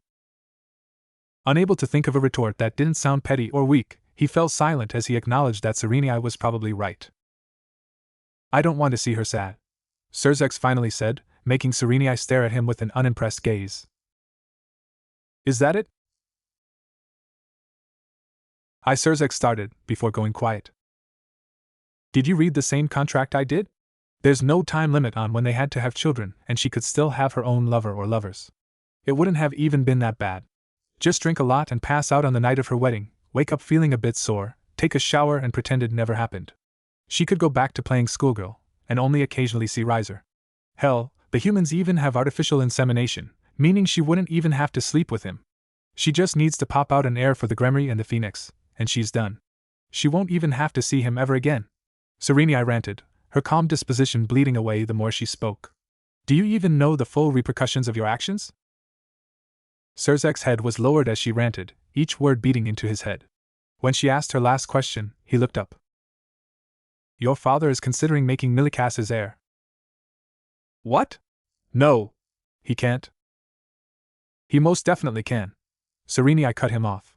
With the way you coddled her all her life, she has grown lazy and fully dependent on others. Milikas already knows how to use the power of destruction in a variety of different ways, while she only knows to point and shoot. This final act of yours just might push Lord Gremry. She walked out with her piece said, leaving Sirzechs to stew. Flashback end. That argument was a sort of wake-up call on his behavior. His mother would send him disappointed glances whenever she thought he wasn't looking, and his father has yet to even speak with him. He threw himself back into work to forget about his fuck-ups. I don't usually do this, but the beginning of this lemon has a warning because of the kink involved. If you're not into reading about someone getting whipped then fucked, scroll to the next bold text. With the return of her master's first love, Virgo had a small doubt that he'd forget about her. Especially when she's been collared. Virgo personally didn't care for collars, and her master seemed to sense this, and didn't push, but she knew what the collar represented. The full trust of one person to another. But of course her wonderful master knew when to alleviate her of her doubts. She was on the edge of her bed in doggy position. A strong shiver ran up her spine. She absolutely loved the doggy position. It rendered her unable to see behind her, leaving her virtually blind to anything her master would do to her. Now I'm thinking of a number between 1 and 100. Guess which number I'm thinking of? He ordered. 25, master. Virgo answered immediately. Perfect. That's how many times I'm going to whip you, he announced gleefully. Virgo's core automatically throbbed in response. Do not forget to count. Do you understand, pig? He asked. Yes, master, thank you, master, she responded. Good. Are you ready? He asked. Despite asking the question, he didn't give her time to respond verbally or otherwise. The harsh, burning sting of the whip made brutal contact with her skin. Her left ass cheek was the receiver of the first mark. She immediately gasped and arched her back in response. The pain spread through the rest of her body, and her lower area jolted in an incredible amount of pleasure. The searing heat in her genitals was absolutely amazing. But despite the intense amount of pleasure she felt from her pain, she still recalled her orders as a submissive. "Oh, one, thank you, master," she moaned out. He grunted, before lashing out at her skin a second time. It struck like a bolt of lightning. Goosebumps covered her entire body, and every single one of her hairs stood on edge. He had hit her close to the same spot as before. Her core seized with how good it hurt. Thank you, master," the pink-haired beauty gasped out. The words barely had enough time to leave her lips before he allowed the whip to kiss her skin once again. Virgo almost screamed the next couple of words out. "3. Thank you, my mass dash." Another lash of the whip. This one biting into her other cheek. It helped fan the flames to the already searing fire burning through her entire body. Her poor heart threatened to explode from the speed of its own beating. She attempted to keep count of every single lashing delivered to her body. But the feelings were so overwhelming, and the strikes came far too quickly. After the 9th strike, she simply stopped trying to count. Her counting was replaced by her sharp gasps and tiny shrieks of pleasure. Her body jerked and twitched before and after each strike against her soft, pale skin. She rubbed her thighs together in a desperate attempt to somehow find relief. The whipping continued, on and on, over and over again. She was almost positive that he had long since passed the number 25, and her heart soared at this idle thought. The feelings were so electrifying, such a euphoric combination of pain and pleasure, that it was constantly on the edge of it being unbearable. She always had a feeling that he didn't truly enjoy causing pain, but the fact that he still gave her pleasure by doing so made her love him all the more. Finally, a single blow, one very close to her aching lips, did the job. Master," Virgo yelped. Her entire body seized, and her muscles became locked in position. Her entire being shook and spasmed as she was sent into a nearly mind-numbing orgasm. It was powerful enough to bring her to tears. She still managed to continuously cry out to her master. "Thank you, thank you, thank you, thank you," she cried over and over again, like a broken record. Her poor arms gave out, and she collapsed onto the bed. She panted into the fabric, as she moved her arms to rest higher on the bed, while her ass was still in the air. She gasped when he pressed his hot, throbbing cock up against her entrance. He ground up against her, causing her to wither and moan. He leaned over her body, pressing against her marked ass. Did you like that, you filthy pig?" he whispered into her ear. He grasped onto her hips, groping harshly at her soft flesh. She whimpered in pleasure. I bet you did, you fucking whore. You even came. How wonderful." He continued to mumble dirty things into her ear while he harshly molded her flesh. "Yes, master, thank you, master," she yelped out as an automatic response. He wordlessly began lightly thrusting his tip in and out of her. She bucked against him, trying to force him deeper inside of her. "Yes, master, please fuck me. Please fuck your filthy cum slut," she pleaded. Feeling his large, hot length pressing up against her hole made her feel even hotter. She wiggled her plump rump, in an attempt to tempt him into putting it deep inside of her. "If that's what you want." He lined himself up with her entrance. In one firm stroke, he decided to thrust into her. Virgo threw her head back, and released a loud moan. He was warm, hard, and hot, and he stretched her in the most delicious of ways. She clenched tightly around him. She wanted him to never stop filling her.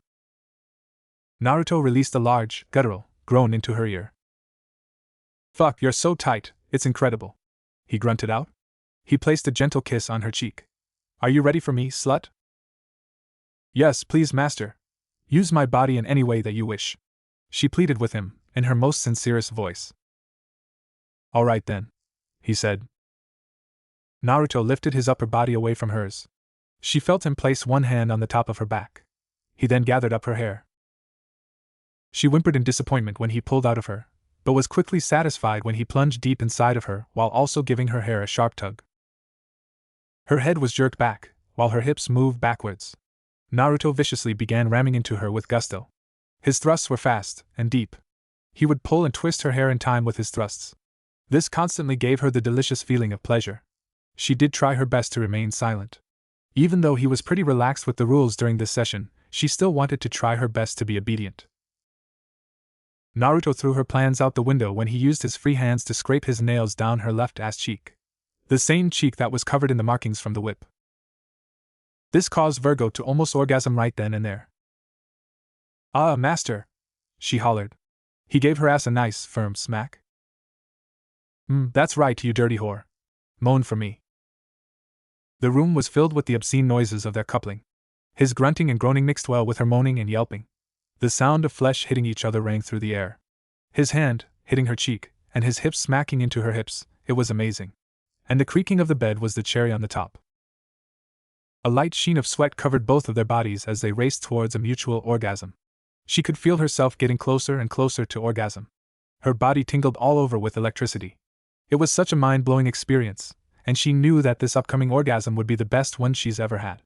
The closer and closer she got, the louder she became. She wasn't a screamer, but she was far louder than unusual. Good. Come for me, go ahead. Naruto growled, also coming close to his end. Then, the coil in her stomach finally broke. She sobbed like a maniac as she felt her release overcome her. Her arms gave out again, but Naruto's grip on her hair never loosened. He managed to keep the upper half of her body off of the bed. He continued to fuck her, through her release. He rewarded her efforts by coming deep inside her. Back to regular sex? Naruto looked at the unconscious Virgo who had a grin on her face. As a devil of lust, he always had an idea of what his partners would like during sex. The current problem was that he was still hard. He knew Virgo would definitely welcome him to use her unconscious body, but he wasn't comfortable with that. So he rubbed some of the healing potion on her ass, then used magic to clean her up and tucked her into bed. He walked down the hall to his own room. He wasn't surprised at what he found. Like the dutiful servant she was, Graphia stood in front of his bed. She stood straight, legs apart and with hands behind her head. She was nude except for her black stockings and garter belt, and a pair of heels. He walked up to her without preamble. Even with her heels, he was still taller than her. Her eyes was leveled to his lips. He looked into her eyes and found love and devotion in them. Despite his mistrust, he leaned down and caught her lips in a deep kiss. She readily and enthusiastically reciprocated, her arms trembling behind her head, wanting desperately to hold on to him, but she knew better. He grabbed her big ass and squeezed it as they kept kissing, her breasts pressed against his chest. Graphia was elated. This was only her second night with him after she gave herself to him. She never thought she'd be able to receive a kiss from him so soon. Then he placed his length under her quim, and began sawing himself between her lower lips. She couldn't help but whimper and moan at his kneading and sawing. When he finished and pulled back, she tried to lean forward to prolong the connection with the man she loves before she stopped herself and remembered her place. What a needy woman you've become, Fia. His dulcet and amused tone causing a need in her core. He began to kiss and nip at her neck, causing little bursts of pleasure to run down her spine. She was near the edge as he continued sawing between her lips, but when one of his fingers began to rub at her anus, she was kicked off the edge. Her legs were trembling due to the orgasm that rocked her body, her mouth open in a silent scream. My oh my. What's this? He took a step back, letting her go completely as she used every ounce of her power to keep standing. Look at the mess you made, Fia. She looked down at his completely soaked shaft. Clean me, Fia. That was all that was needed to be said, as she wordlessly dropped to her knees, her tits jiggling wildly as she did so. She licked up to the crown of his penis, and then slid her mouth over his cockhead. Then, as if she were a vacuum, she sucked all the way down to his balls. She pumped up and down like that for a bit before she deigned to release his. Then, she began sucking on his balls, bathing them in spit. With a face full of his sack, she was fingering herself with a free hand, and stroking his shaft with the other. She was issuing moans and rapt whimpers that made it clear she was totally enamored with the size and virility of his balls. When she pulled her mouth off with a loud pop, her eyes half-lidded with arousal as she beheld the cock she'd been sucking. He stepped around her, and she was afraid that she disappointed him, but he just went to lay on his bed, cock standing tall, and his eyes boring into hers. Getting the message, she crawled onto the massive bed. She hefted her tits up, and wrapped them around his shaft. She kissed his deeply with a wet smacking sound, then used the insides of her wrists to wrap her pillowy breasts around the shaft, sliding them up and down, taking advantage of the saliva she coated his cock in. She worked hard for a while, swirling her tongue on his, and aiming to give him as much pleasure as he gave her, when he decided to take control. Getting a grip of her long hair, he began to pump into her mouth. Her tits were moved out the way, and it gave him enough room to stroke his entire length down her throat. She was fingering herself, and he could hear it with how wet she is. Without warning, cum rocketed up his shaft and exploded forward into Graphia's stomach. Her lips were tightly sealed at the base of his cock as she orgasmed helplessly at the feeling of his massive load being dumped inside her. He pulled out, then tossed her onto her back. He placed her legs on his shoulders, as he began rubbing his length between her lips. She was practically panting, her eyes half-lidded as she gazed into his, a silent plea being aimed at him. She licked her lips enticingly, his cum already gone from her mouth died to her devilish body. What a needy woman. With that he plunged into her. Her mouth opened again to moan, but he already plugged that hole with his tongue. As he began to pound into her tight hole, she decided that she made the right decision in becoming his instead of giving up on him. So, Naruto Phenex returned to the underworld and is now the new Lucifer? How intriguing. Keep an eye on things, Euclid. I don't need to stress just how much you need to be careful, do I? Naruto isn't as naive as the grimy fool. A smooth and cultured voice stated. No, my lord. I will do my utmost to stay out of Naruto's radar, Euclid replied. Go. Return when you have more information for me. Yes, my lord. Euclid bowed, then departed. Naruto Phenex. The one devil I'd be a fool to fight. How many changes will there be with you in charge? The voice asked, speaking to no one. Naruto was sitting at his office, finishing up the last paperwork of the day. It was an absolutely stress-free day, because he had Graphia under his desk since he began working.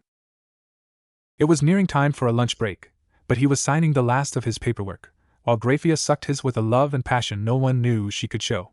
Well, no one but Naruto. She was known as the strongest queen just for the fact that people assumed that Sirzechs used an evil piece on her. That was never the case. She refused to be bound to someone in such a way. Despite her status as a maid, her pride wouldn't allow her to be bound to anyone but the undisputed strongest, and that wasn't Sirzechs. She, as a wife, said she wasn't comfortable with it, and Sirzechs accepted that. So people made assumptions, and they let them do so for the sake of appeasement. Her pride preened at the thought of being called the strongest queen despite not having to fight anyone. Her duties were mainly coordinating the other servants in the Gremry lands, cleaning Lucifer's office, and act as an advisor to Lucifer when her opinion is asked. She was content with her life. Now, here she was. A sex slave whose only purpose is to bring pleasure to her master. Her opinion was never asked, and she still cleaned the Lucifer office, but the head of Naruto's servants was a strong woman by the name of Virgo. Graphia could tell that there was a bit of tension between them, but they all but vanished after Naruto spent time with her. They both conversed in their free time now, and became friends. With all her accolades, and well-known stoic demeanor, no one would believe the rigid Graphia Lucifuge would be on her knees, resting on a comfortable pillow, giving small loving kisses to the tip of it as she stroked the shaft with 2 hands.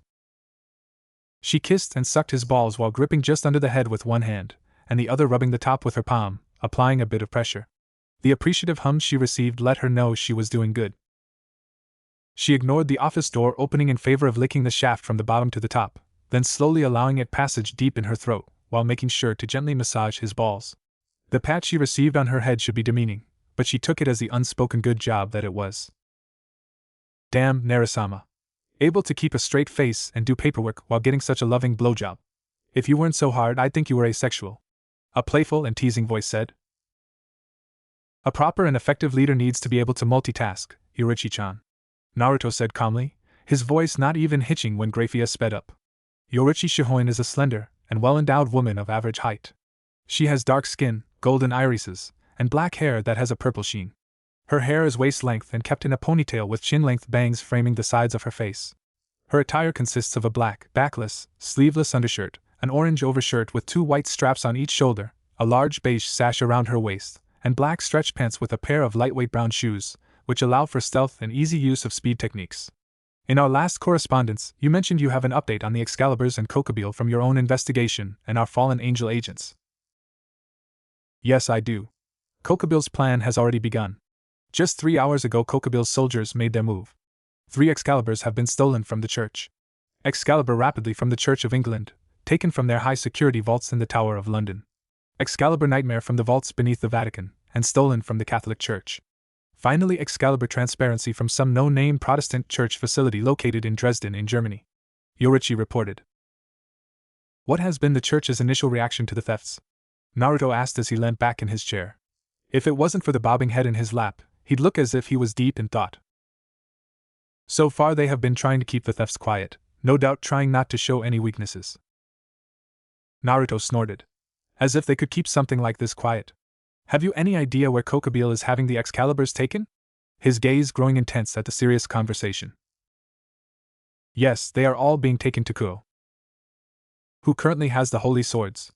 I very much doubt Kokabeel would keep them with him, at least not until he is ready to make his move. Some ex-cardinal called Valper Galilei and freed Selzen along with several other traitors from the church. No doubt a large number of fallen angels who follow Kokabeel and his foolish ideology are there too, Yorichi reported. A weak maniac like Freed is easy to predict and even easier to track. Good, make sure you don't lose him, Naruto ordered. Have the church decided to do anything about this themselves? Yes, they have. They are planning to send a representative of the church to Ko Town, to reclaim the Excaliburs from Kokabeel and the fallen angels with him, who were less than subtle in their theft of them in the first place. Any idea who the representative from the church is? Knowing that may make the situation easier to control and predict. Yes. Griselda Corda and a couple of exorcists are the representatives that are being sent from the Vatican to reclaim the Excaliburs. So the church can make competent decisions? Naruto asked in mock astonishment. Griselda Corda was an almost legendary exorcist, so it makes sense to send someone of her strength. I know, right? With their constant fuck-ups, you'd never guess. I take it that you're planning to get directly involved in this whole sordid affair? For something as important as this? Of course I will. Both myself and a select few of my peerage will be getting involved, Naruto replied, smiling slightly.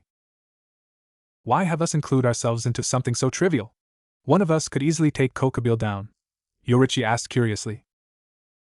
This coming event may be the biggest chance for peace between the three factions that we have ever had, Naruto said. But I thought Kokabeel was going through with this to cause war between the three biblical factions, not peace. Oh, he is. He is no doubt hoping to cause the war by increasing hostilities between the three factions to the point at which war will be unavoidable.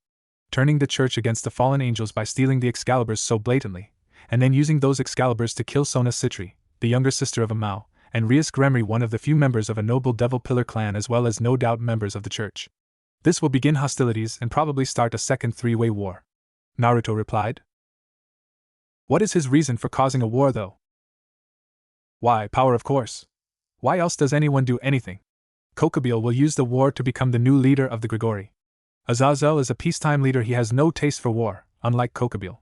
That means that if a war was to take place, Kokabeel would be able to rise to a position of absolute power in the Grigori, as he would inspire more confidence as a wartime leader than Azazel. Do you think his plan will work? Yorichi asked. Yes, there is a good chance of it working, not that I will let it. So, how will you use the situation to your advantage? She asked. I will use it as a chance to establish good relations with the other factions, maybe even peace, Naruto replied with a smirk. At her confusion, he expounded. Okay then, just imagine if you will what would happen if Naruto Lucifer, a massively powerful devil, and the new Mao Lucifer was to defeat Kokabeel and reclaim the Excaliburs. Only for him then to give the Excaliburs back to the church, showing a level of honor and trust and gaining heaven's thanks and approval with his actions. And after that he delivered the body of Kokabeel to the fallen angels, showing his power and strength as well as doing them a favor by dispatching a dangerous traitor in their ranks. And then combine that with my already esteemed relationship with the Yukai at Kyoto, and we have a basis for peace talks. After that we would only need a peace summit in a neutral area between the three biblical factions and the Yukai, and the trust we have gained through this situation could be used to create a lasting peace between the three factions and the natives of Earth, the Yukai. Just imagine it, peace in our time, Naruto said as he outlined the basics of his plan. It was not complete by any means, but he already had his plan for world peace. That's an ambitious plan that you have, Narasama, Yorichi said as she nodded along, somewhat impressed with what she had heard so far. But there's still some holes in it. The relations between the fallen angels and angels will still be strained. Then you have the church. They are far more biased than heaven is against every other faction. As she finished, Naruto nodded along in agreement, having come to a similar conclusion himself as he was creating the plan. You have a point, but giving the Excaliburs back to heaven would have a double advantage as it would embarrass the church, what with devils reclaiming their holy swords for them. This would weaken their position, and it would endear us to the angels through our actions, gaining their support, which would put the church in an impossible place. The end result being the church being weakened and unable to act out at all to remedy the situation, and our relations with the angels being improved to the point at which we may be able to become allies. Not sure what to do about the fallen angels and the angels though. He finished with a casual shrug of his shoulders. You'll think of something. Yoruichi casually assured. Naruto placed a hand on Graphia's head and kept his down her throat as he rose. He stood there casually fucking her face as he continued to speak. The confrontation with Kokobile will probably go down in a week or two, depending on how swift the church's response is and how quickly they follow the trail to the Excaliburs. Either way, we must be ready. I myself will be going to Ko when the church representatives get there. The matter is too important to leave entirely to Sona or Rias despite it being in their territory. They are both still far too young and inexperienced to deal with something so potentially delicate. You go continue to spy in the enemy camp and gather more intel. Yes, Narasama, she replied, watching Naruto come down Graphia's throat. Or you could stay and have some fun, Naruto said with a slow grin. Yoruichi matched it and stripped. Ria sat in a small cafe with her sister-in-law drinking tea. She knew that she shouldn't be as angry as she is about her existence, seeing as it doesn't affect her in any way, but she couldn't help it. Were Sirzechs and Graphia even really married? I just need to understand this whole situation. Ria spoke, not wanting the awkward silence to drag on any more than it already has. Serenei sighed. Yes, they were married. They divorced after they realized what they felt for each other was lust, instead of love. They tried to ignore that, but ultimately couldn't. What does the supernova have to do with all of this? I know he left for some reason all the older devils refused to speak on, and the history books don't explain either. My parents and Sirzechs all acting weird when his return was revealed. Serenei rubbed her eyes tiredly at this. I really shouldn't be telling you this. The scandal this information would cause would have been disastrous, so it was kept a secret among the older lords and ladies. Sirzechs wasn't the one who convinced Graphia to switch sides, Naruto was. What? Rias shouted, shocked. Yes. They were in love. He even built a home for them to build a family in after the war. Unfortunately, Sirzechs and Graphia gave into their after-battle lust, and became lovers. Naruto caught them being intimate in his home, and on his bed, and obliterated the entire house in his rage. He and Sirzechs fought for 3 days straight. Sirzechs even used his true form in the fight, but was still left on the ground battered, burned, and bleeding. Naruto was about to kill him. He made a flame so hot and bright that people started to wonder if it was holy. His attack would have definitely destroyed the underworld had his own mother not crawled towards him, constantly melting and healing, and begging him to calm down. To this day, the sight and feeling of Lord Lucifer's wrath is burned into my head. Sirzechs still has multiple scars on his body from that fight. Phenex tears did nothing to remove them, and the Phenex clan refused to give him any more tears due to the betrayal. It wasn't long after that he left. Rias was shocked at this story.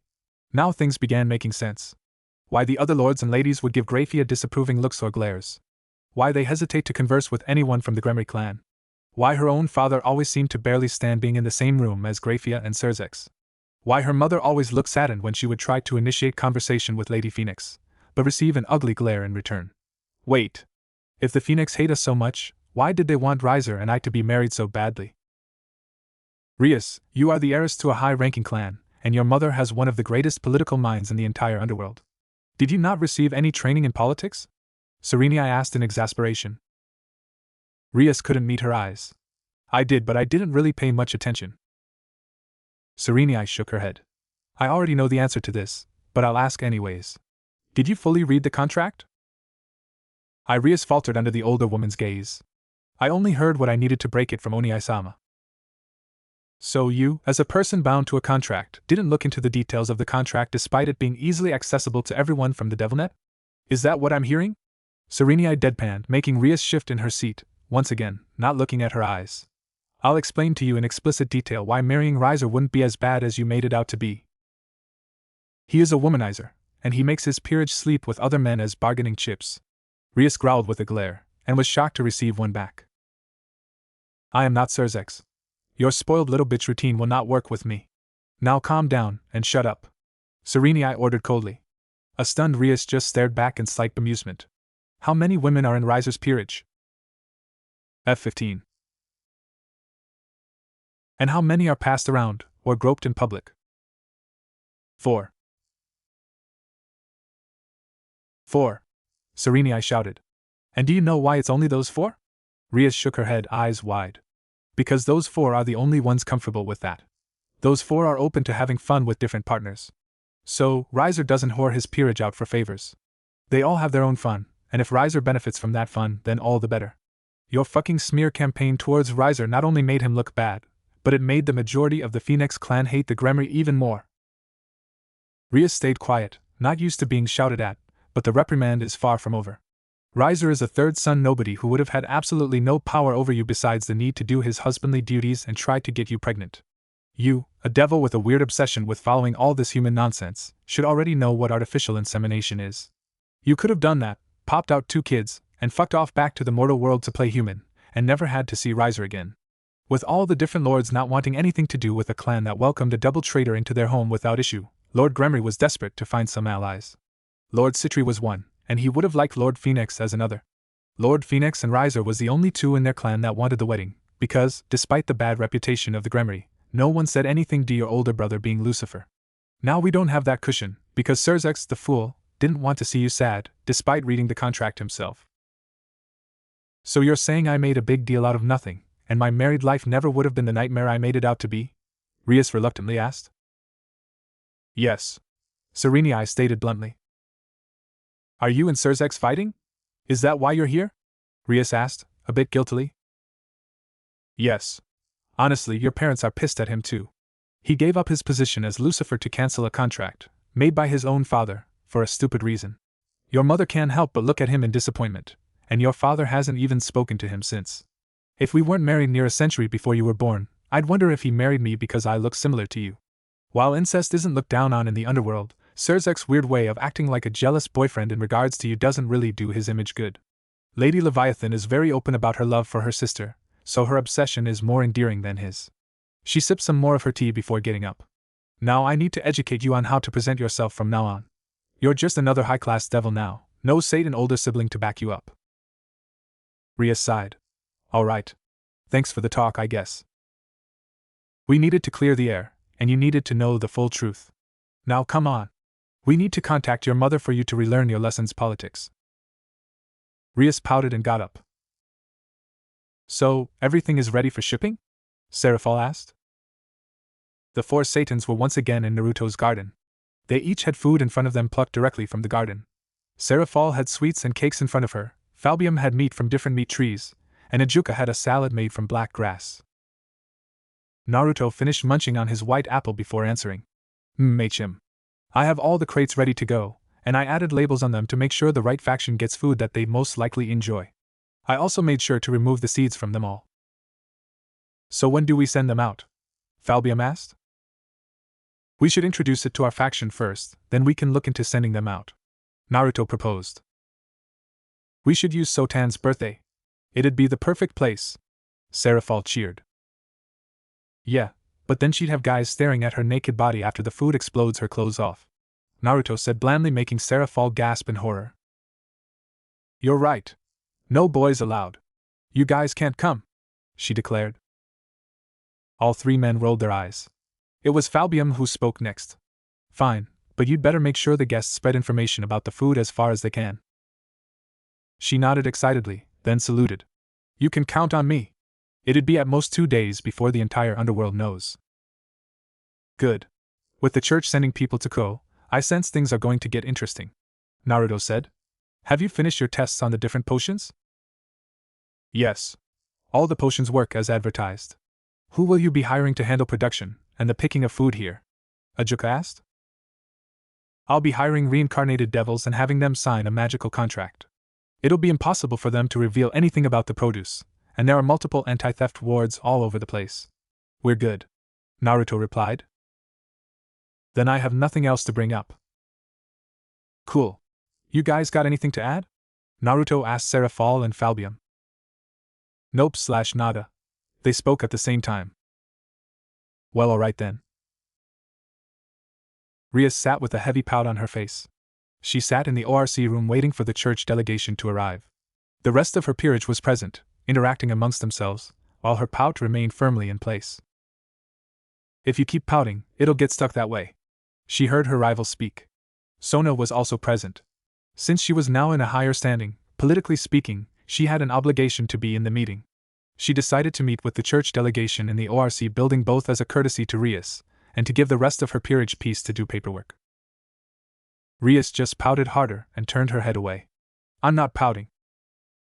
Of course not. Whatever was I thinking? Sona replied in complete deadpan. Things stayed quiet between them for another minute before Rias spoke. Sona, did you know the truth about my brother and Graphia? Sona looked to Rias, and her usual cold and calculated gaze softened. Yes. My parents told me a very long time ago. I guess that's why you've never warmed up to either of them, Rias muttered. Before Sona could respond, there was a polite knock on the door, and it was opened to admit 4 people. The 3 exorcists were led in by Sona's queen, Tsubasa. The 2 young ladies with her looked to be around their age, but the adult was a well-known exorcist. Good afternoon. My name is Griselda Corda, and it's a pleasure to make your acquaintance. The nun introduced herself. With me is Irina Shidu, and Zenobia Corda. Welcome to Ko. I am Sona Citri, and beside me is my fellow king, Rias Gremory. I hope your trip was to your comfort. Sona greeted politely. If you were so concerned about our comfort, you could have let us carry on our investigation unimpeded, snorted Zenobia. Zenobia! Griselda barked coldly. The girl flinched as she remained quiet. I apologize for her attitude. It seems I failed to teach her proper behavior towards other races. Issei himself flinched at the tone of the nun. He was distracted by her massive memories the moment she stepped into the room, but her tone and the look she had in her eyes forced him to be on his best behavior, lest she kills him with a pointed glare. His eyes strayed to the person leaning on the wall.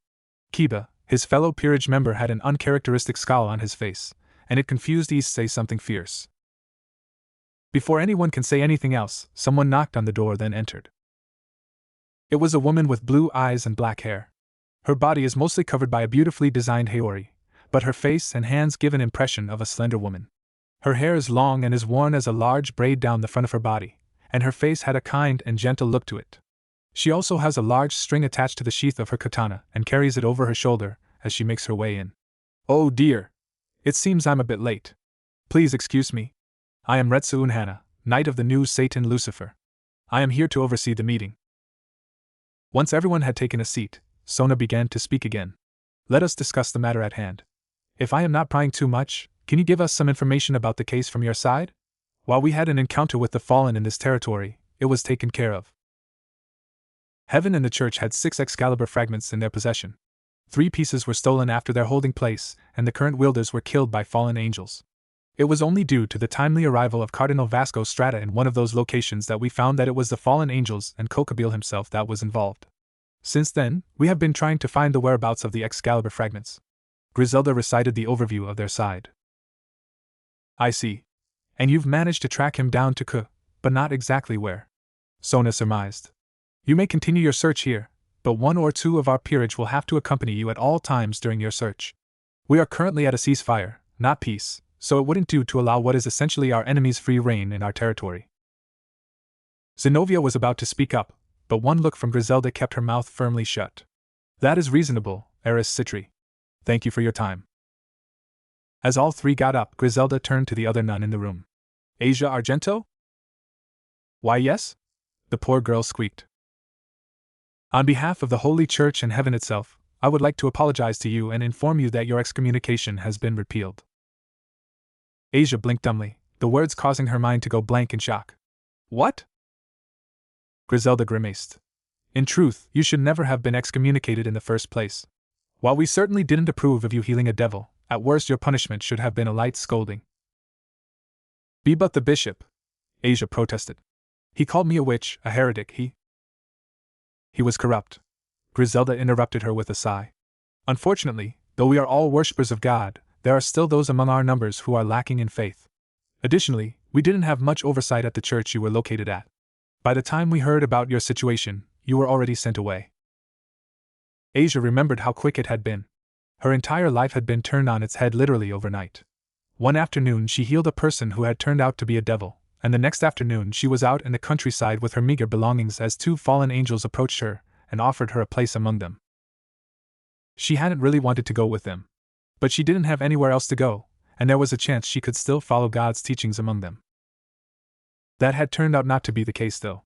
Nearly every fallen got annoyed or angry whenever she talked about God, and she quickly learned to keep her thoughts and feelings to herself. And then there was that whole situation where it was revealed they, or at least a faction within them, was aiming to kill her and take her sacred gear. Griselda continued. I'm not sure what the bishop was thinking. But his actions could only be called suspicious, so we investigated. In fact, I was personally part of the investigative team. And in our questioning, a simple truth came to light. The bishop, and those that supported him, conspired to get rid of you out of jealousy. Asia blinked in surprise. Jealousy? She asked. They were jealous? Of me? Griselda smiled kindly at Asia. I talked to the townspeople. Even among those who didn't go to church, you were a beloved figure. You healed so many of them or people that they cared for. The entire town cared for you and appreciated you. It was that fame that caused the bishop to be jealous. He felt that he should be the most recognized and beloved person, not you. So when I healed that devil, Asia started, understanding washing over her. He took the chance to get rid of you. Griselda finished with a nod. In truth, he didn't even truly have the power to excommunicate you. I didn't know that, Asia said, tone forlorn. I know, as did the bishop, Griselda replied. He counted on that to force you out. He knew that one of the other factions would snatch you up, at which point we would be unable to bring you back. His plan was to then tell us that you had left of your own accord. Unfortunately for him, one of the priests overheard the conversation between the two of you, and was able to inform us of what really happened. While you can't truly return to the church due to your new status as a devil, we still would like to give our apologies for your treatment. Griselda bowed, followed by her two companions as they made their exit. Asia cried as Issei held her, and even Kaneko giving her encouraging pats on her thigh. That poor child, Unohana commented. She could tell that the girl has been shouldering a lot of pain. She's been through a lot, Ria said, her eyes sympathetic. Her eyes went to her knight. Kiba-kun, come here please. Yes, Bucho? Kiba's scowl lessened to a frown when the exorcists left. You understand that you can't join the exorcists in their investigation, correct? Rias asked. His fists and teeth clenched. I can control myself. Rias just stared. Yuto, you spent the entire meeting glaring at them, just a hair's breadth away from outright attacking them. May I ask what the problem is? Unohana asked. Holy swords? Kiba growled. May I have a bit more information? They took away all my friends. It is my life's aim to destroy all holy swords and their wielders, he answers through gritted teeth. Please expound on that. I, along with my friends, were taken in from an orphanage, and we were experimented upon in an attempt to make holy sword wielders able to wield Excalibur. In the end, they tried to cut us all off by poisoning us to death. I was the only one to survive that due to the sacrifice of my friends. This is why I must get revenge for them. I will destroy Excalibur and its wielders and all the holy swords so that no one else has to suffer like us. Unohana raised an eyebrow. You want revenge on a piece of metal with blessing and high-class enchantments because a psychopath killed your friends? You also want to kill its wielders, just because they were born with the ability to wield the swords? Do you not see what you are trying to accomplish? How are you any different than the filth who killed your friends? She held her hand up and held the blade that the blonde charged her with between two fingers. Yuto/Kiba-san. Rias and Sona shout in surprise. Unohana sat unfazed while an angry knight shouts. How dare you compare me to scum like them? I am speaking as a neutral party. She spoke, no sign of a strain in her voice. You said they killed your friends because you all were not born with the power to wield the holy swords, so you want to kill someone else who is completely unrelated to this whole mess because they were unfortunate enough to be born with the power to use holy swords. Both of you are killing innocent people over something they had no control over, and you want to deny that you are different from them. If you aren't a hypocrite, then you are a fool. And no, I won't become like them. He now looks pale, his resolve weakening. What about the other holy swords and Excalibur itself? Yes, the maniac killed people in the name of making Excalibur wielders, but where was Excalibur's fault in all this? It is just a sword. A thing. It is the people who use them who are good or bad. The same gun that a robber uses to kill innocents can be used by a soldier to protect their country. Let's assume that you destroy Excalibur, what then? Unohana asked, the entire room silently watching the confrontation. He stutters. The church will declare you as the enemy of the church and the heaven faction. They will send their best exorcists to hunt you down. What do you think will happen then? You, a mid-class devil against their top exorcist, those with enough training and experience to match an ultimate-class devil. As seen from your king's constant coddling of her peerage, she won't cut ties with you in order to keep herself and your fellow peerage members safe. What do you think will happen to them? They will lose respect in the underworld at the very least. With Rias no longer having the protection of being the sister of a Mao, she'll be hunted as well, as will the rest of your peerage mates. My king will declare you astray without hesitation. Another great war will be prevented, but the already tentative ceasefire will become even more brittle. The smallest provocation will cause another war. He was teetering, but Unohana decided to shove him off the edge. Would you like to know just how futile your actions would be? She asked with mocking smile. They will just remake the swords again. He falls to his knees. The sword disappeared as he sobs on the ground. Hey! Just who Issei begins to shout, but one narrow-eyed glance from her almost makes his heart completely stop in terror. Are there any other members of your peerage with traumatic backstories that you refuse to help them get over, Eris Gremry? Unohana looks at Rias, who couldn't meet her gaze. Like a certain half-fallen who hates every fallen angel, including herself, to the point where she refuses to use half her power that could have won you your rating game. Or a Nekishu who is stunting her physical development by refusing to use senjutsu over some foolish belief that she'll lose her mind. Everyone knows that it is impossible for a yokai lose control of themselves when using senjutsu. If you truly care for your peerage, actually help them instead of coddling them, or this will happen when someone confronts them about how foolish they're being. She gestured to the still